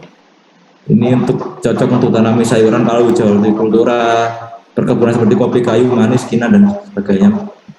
Untuk agrikultural kurang lebih cocok sehingga bisa dipotensikan. Tanah latosol atau tanah inseptikol merupakan tanah yang punya lapisan solum. Sama fungsinya untuk kakao, coklat, tembakau, vanili, dan pala. Potsolik untuk keseimbangan pertanian, penyedia unsur hara, sumber air, dan keseimbangan ekologis. Pada kesimpulannya, sebenarnya tanah di sekitar situ potensial untuk digunakan sebagai sekolah alam agriculture karena mengandung unsur-unsur yang bisa dipakai atau yang tadi seperti disebutkan sebelumnya. Nah, untuk topografinya, bagian utara topografi bagian ini memiliki elevasi sekitar 62, 50 hingga 55 dengan kondisi kontur lebar di sisi timur dan semakin rapat ke arah barat.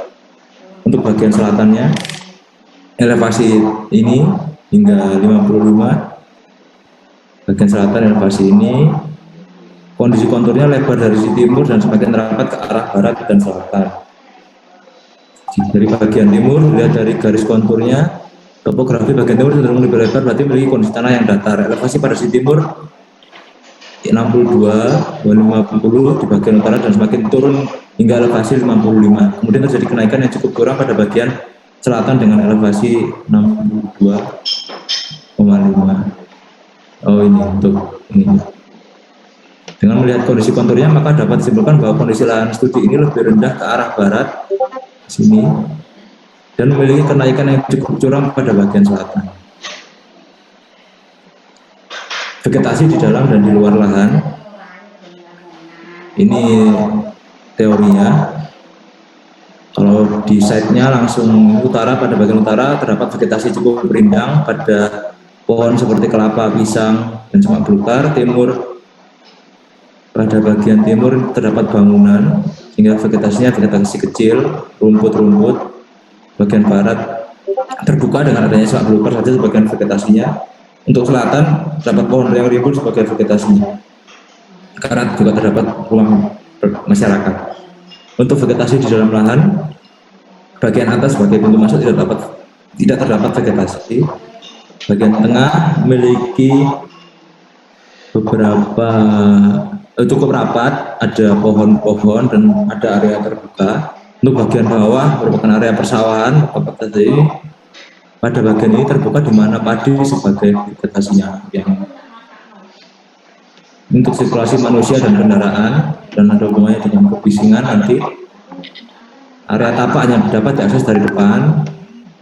Area sarana akses ke tapak sangat mudah diakses dengan motor, mobil, truk maupun bis sedang. Sirkulasi kendaraan sekitar saya cukup padat karena jalan raya Tenjo berada di tapak depan merupakan jalan utama akses ke Banten. Karena merupakan jalan utama, maka intensitas kendaraan sangat tinggi baik pada pagi, siang, sore maupun malam hari.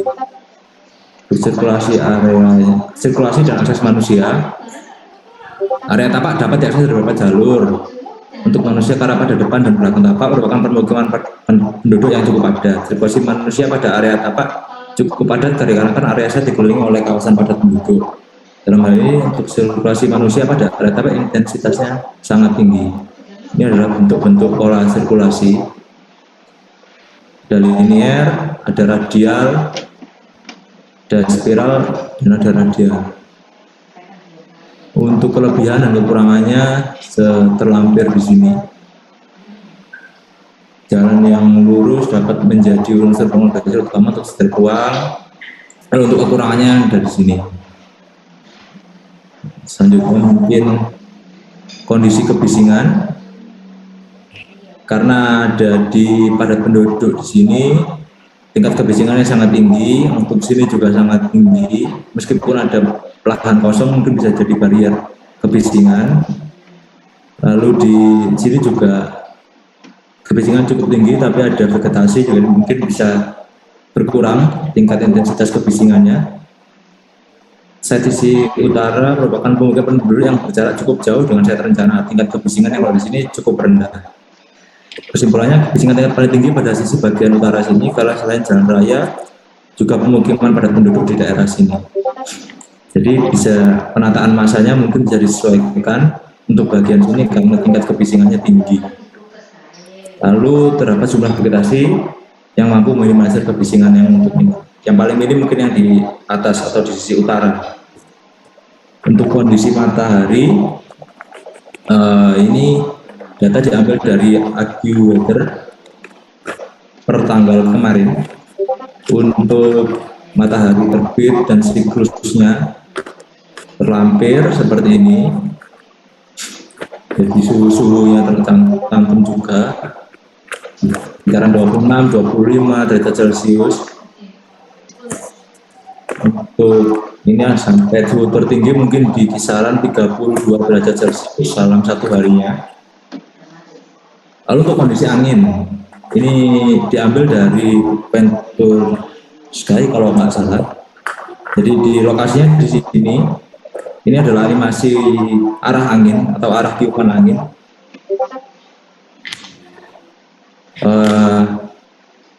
Untuk selanjutnya, ini kecepatan rata-rata di lokasi 5 meter per hour. Ini adalah tiupan angin. Arahnya ke sini. Kalau dari per tanggal 6 April kemarin, arahnya dari southwest ke northwest, terus west sampai sore. Rekomendasi orientasi bangunan sesuaikan dengan arah datangnya angin untuk memaksimalkan penghawaan alami. Untuk selanjutnya akan dibacakan oleh Mas Eki, yaitu kondisi elemen iklim. Ya, saya akan melanjutkan presentasi ini. Kondisi elemen iklim, ya ini ada visualnya, ada temperatur, precipitation, air quality,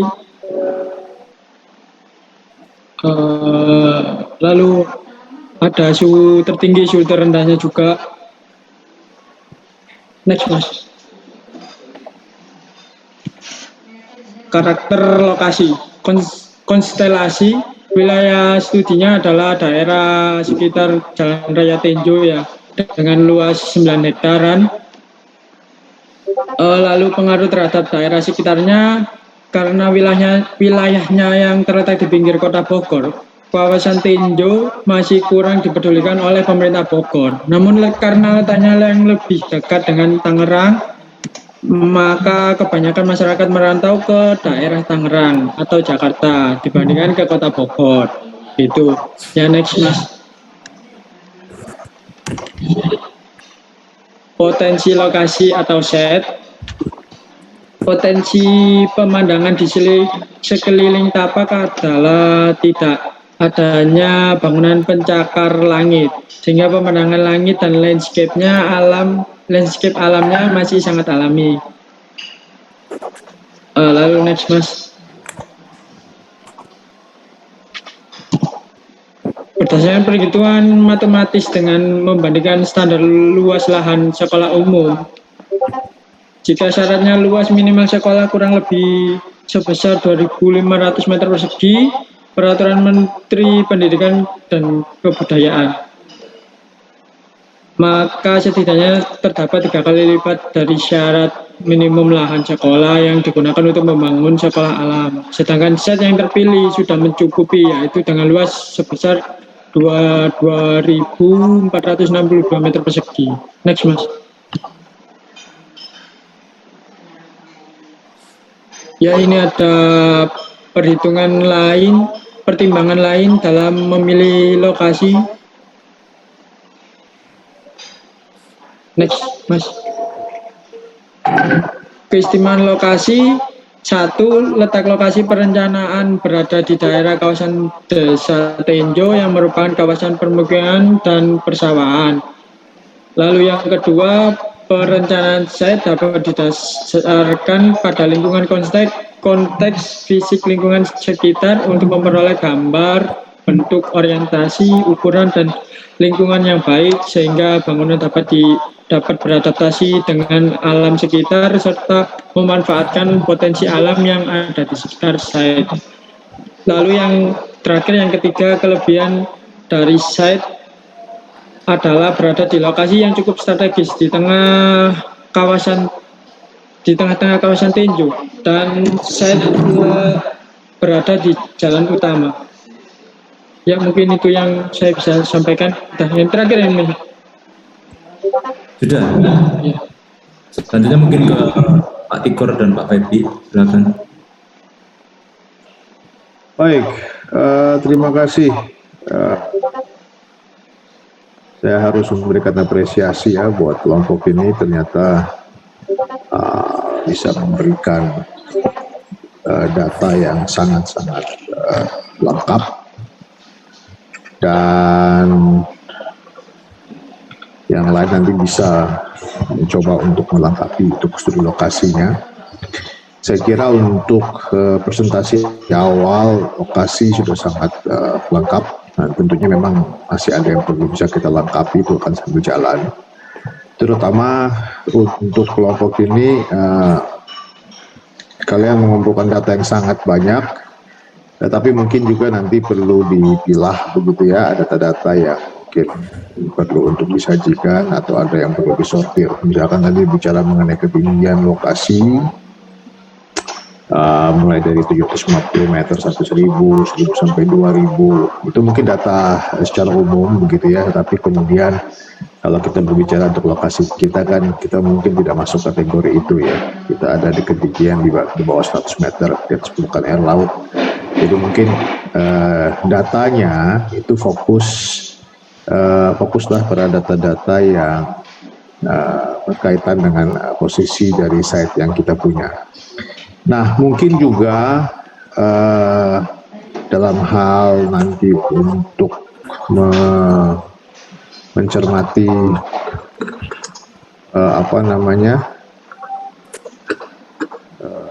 data contoh ada beberapa mungkin yang saya bisa tambahkan. Misalkan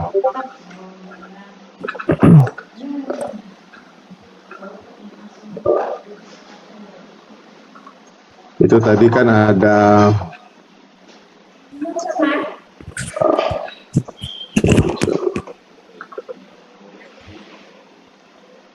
bicara mengenai lokasi ya. Tadi di lokasi misalkan tadi ada Anda bicara mengenai noise atau bicara mengenai kebisingan, saya kira itu juga nanti bisa dicek lagi supaya tidak terjadi kontradiksi. Misalkan waktu Anda berbicara mengenai kebisingan, sorry ya, daripada saya nyari terlalu banyak jauh ke bawah, tapi mungkin tadi kan gambarannya kurang lebih ini ada kebisingan dari jalan, ada kebisingan dari kanan kiri, ada kebisingan dari belakang. Saya kira nanti kita berbicara tidak sekedar asumsi, tapi bisa kita melakukan prediksi. Misalkan begini, ini permukiman padat, tetapi kita memiliki space yang cukup lebar sebelum masuk ke site ya. Jadi ini tadi disebutkan ada jarak yang lahan kosong dari pemukiman ke lokasi kita, tetapi disebutkan di situ kebisingannya cukup termasuk intensitas kebisingan tinggi ya. Mestinya dengan adanya kondisi lahan kosong yang memisahkan kita dengan sekelilingnya, maka ini kita bisa kategorikan sebenarnya kebisingannya rendah. Ya, jadi memang ini padat, tapi kemudian kita memiliki jarak yang masih cukup jauh dengan lokasi sekelilingnya. Kemudian tadi ada informasi mengenai akses cuman ada dari jalan raya, tapi sebenarnya kita juga punya akses dari bawah ya, ini kan jalan kampung. Ini ada, jadi ada sebagian keterangan tadi mengatakan akses hanya ada dari jalan raya, tetapi di keterangan yang lain Anda juga sudah menambahkan sebenarnya ada akses juga dari jalan kampung. Jadi ini hanya masalah aja detail ya, nanti kita bisa cek lagi sinkronisasi informasinya. Dan kemudian sebenarnya ada asumsi-asumsi, misalkan tadi menyebutkan tentang dia agak curam di selatan, agak curam di sini. Nah, untuk hal tersebut nanti akan saya jelaskan memang pada pertemuan berikutnya teknik untuk kita membuat informasi berdasarkan kemiringan topografinya. Jadi kita tidak bisa mengklaim ini curam, ini landai, ini datar dan sebagainya kalau kemudian peta topografinya itu belum dianalisis. Jadi misalkan kita nanti bisa dengan menggunakan software itu bisa memberikan keterangan misalkan warna dari warna merah sampai ke warna hijau, gradasi begitu ya. Jadi warna-warna yang semakin merah itu berarti semakin curam, warna-warna yang semakin hijau itu semakin landai. Nah, berapa kategorinya? Tadi kan Anda sudah memiliki beberapa contoh kasus yang Anda sajikan. Anda juga bisa dapat dari beberapa literatur referensi kita. Misalkan kemiringan 0 sampai 8% itu masuk kategori datar, 8 sampai 10% itu masuk kategori landai, kemudian 10 sampai 15 itu agak curam dan seterusnya. Nah, data-data itu akan menjadi acuan kita waktu kita menyusun, mengadjust bahwa itu masuk kategori landai, datar, curam, dan sebagainya. Nah, jadi data-data Anda sudah cukup lengkap, nanti tinggal bagaimana kita melakukan justifikasi itu berdasarkan olahan data yang ada. Ya, tadi juga menarik, Anda sudah berbicara mengenai potensi pergerakan angin, arah-arahnya itu akan Anda usulkan dalam konsepsi itu menjadi arah orientasi pemanfaatan angin dalam menciptakan iklim mikro yang lebih nyaman.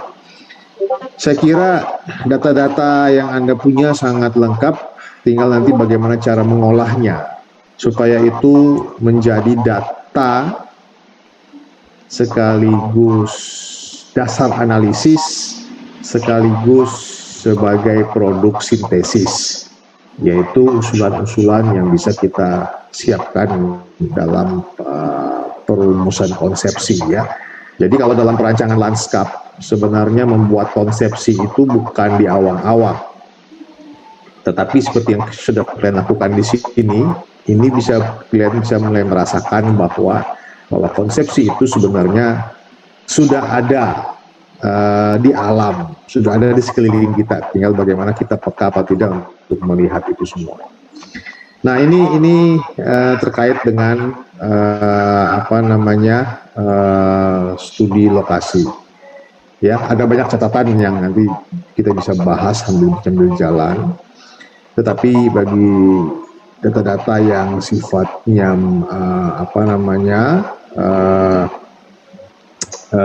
tidak terlalu berhubungan langsung, Anda mungkin bisa cut begitu ya, Anda pilih mana yang pendekatan langsung. Nah, sekarang saya akan mencoba untuk masuk ke studi internal. Bisa di share screen yang internalnya? Bisa Pak, sebentar Pak. Oke.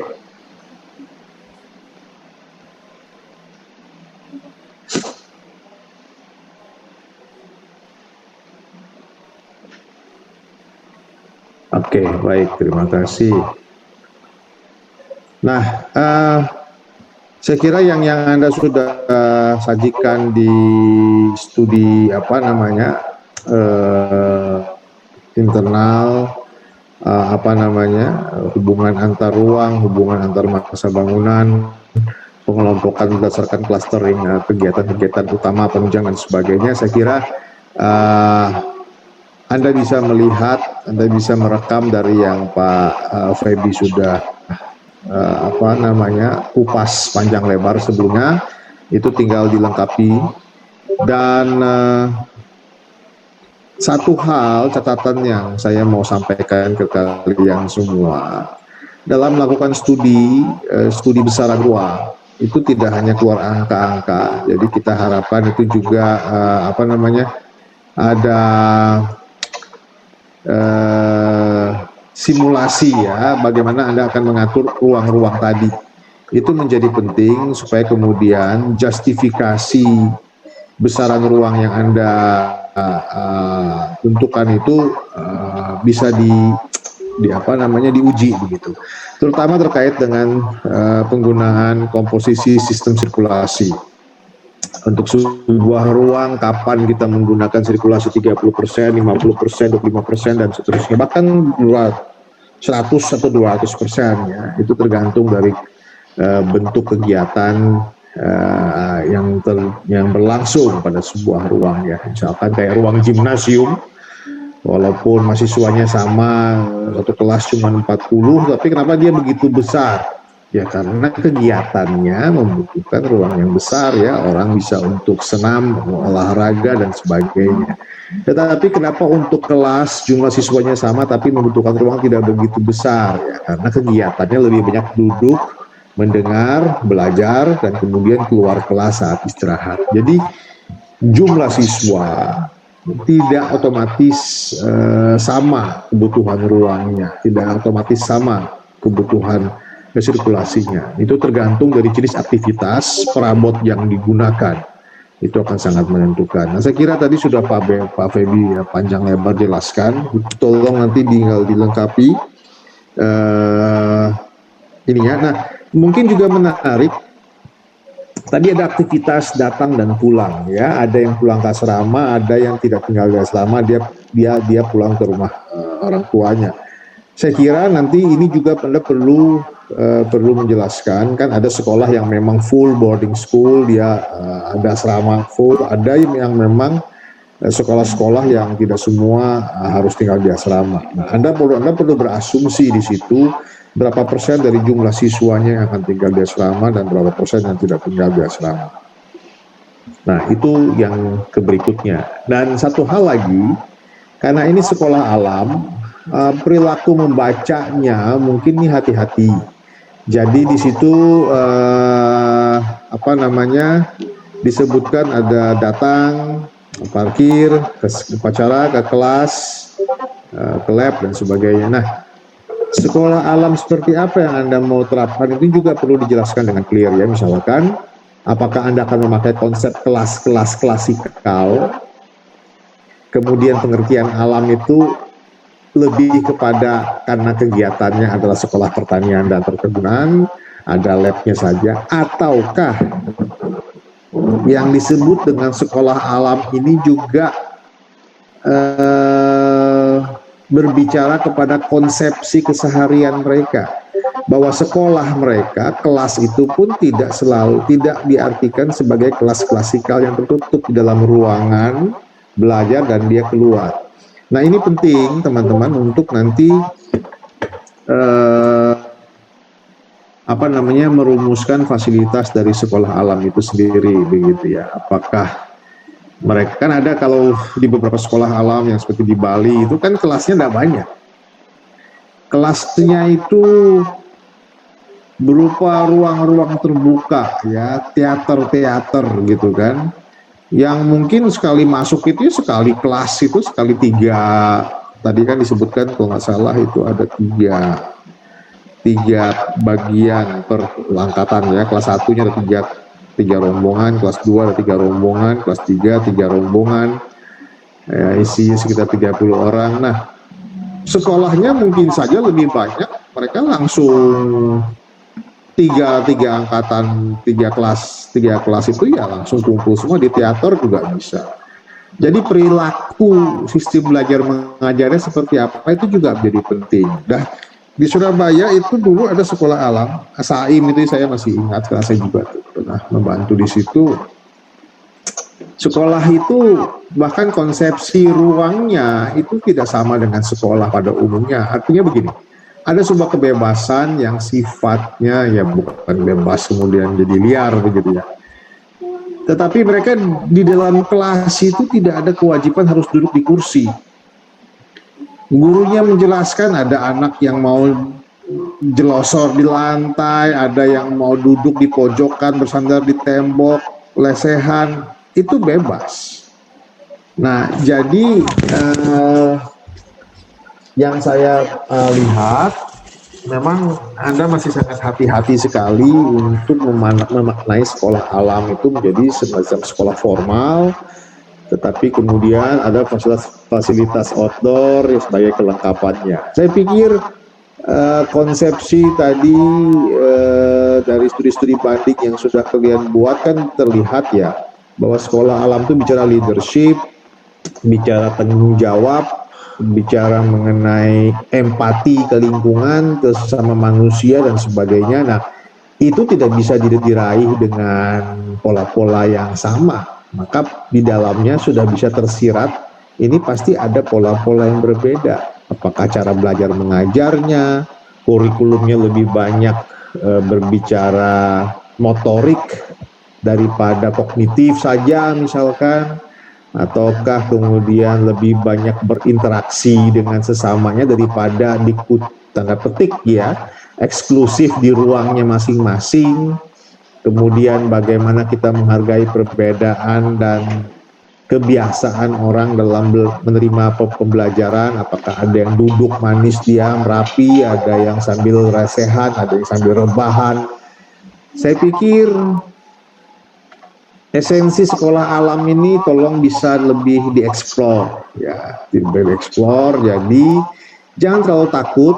Anda bisa lebih berani untuk membayangkan, berimajinasi bagaimana sekolah alam itu dioperasikan. Paham ya yang saya maksudkan terkait ini sekolah alam itu? Paham, Pak. Ya.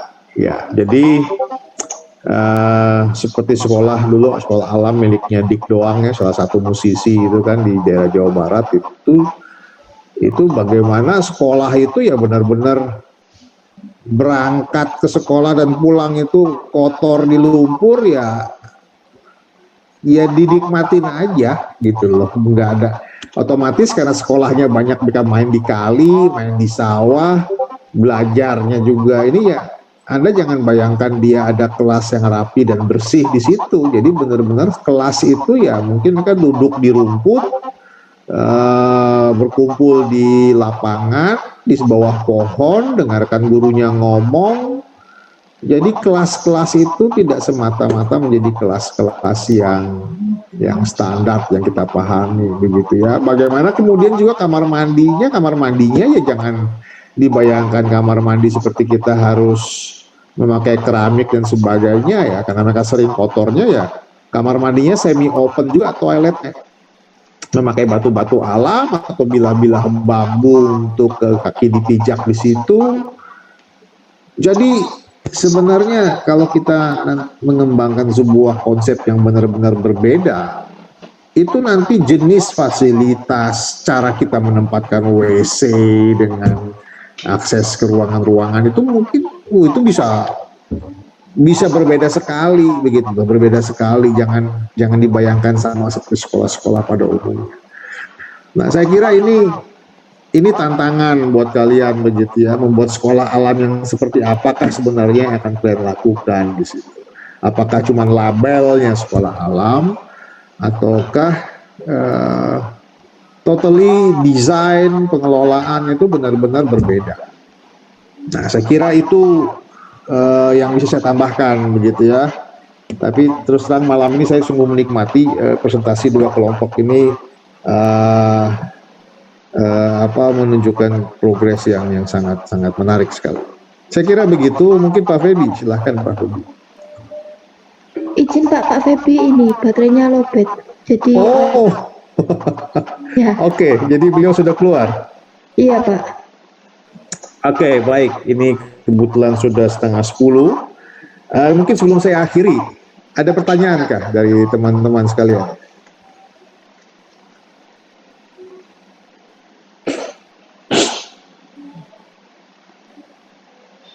Sudah cukup jelas? Cukup rasanya Pak. Tinggal Siti aja yang ngomong, yang lain kayaknya udah kelelahan untuk bagaimana ini. Oke, baik. Terima kasih buat rekan-rekan sekalian. Saya kira sudah cukup ya pertemuan kita, diskusi kita malam ini. Bagi kelompok-kelompok yang belum presentasi, bisa di pertemuan berikutnya tolong langsung berinisiatif untuk lebih dulu mempresentasikan produknya, karena setiap kelompok membutuhkan waktu yang tidak sedikit untuk presentasi dan kita respon ya, kita respon progresnya. Nanti minggu depan sambil jalan saya akan coba menjelaskan analisis lagi terkait, tentunya yang paling penting itu adalah hidrografi, topografi, dan curah hujan nanti itu terkait dengan perencanaan sistem drainasenya. Nah, nanti sambil jalan kita akan lengkapi semua masukan yang sudah disampaikan oleh kami, kiranya bisa direspon dan di follow up. Untuk minggu depan kita menantikan surprise lagi dari kalian tentang terkait apa yang sudah kalian capai. Terima kasih banyak ya untuk kerja kerasnya. Selamat beristirahat, sampai jumpa lagi minggu depan. Selamat malam. Selamat malam. Terima kasih. Terima kasih. Yuk, istirahat.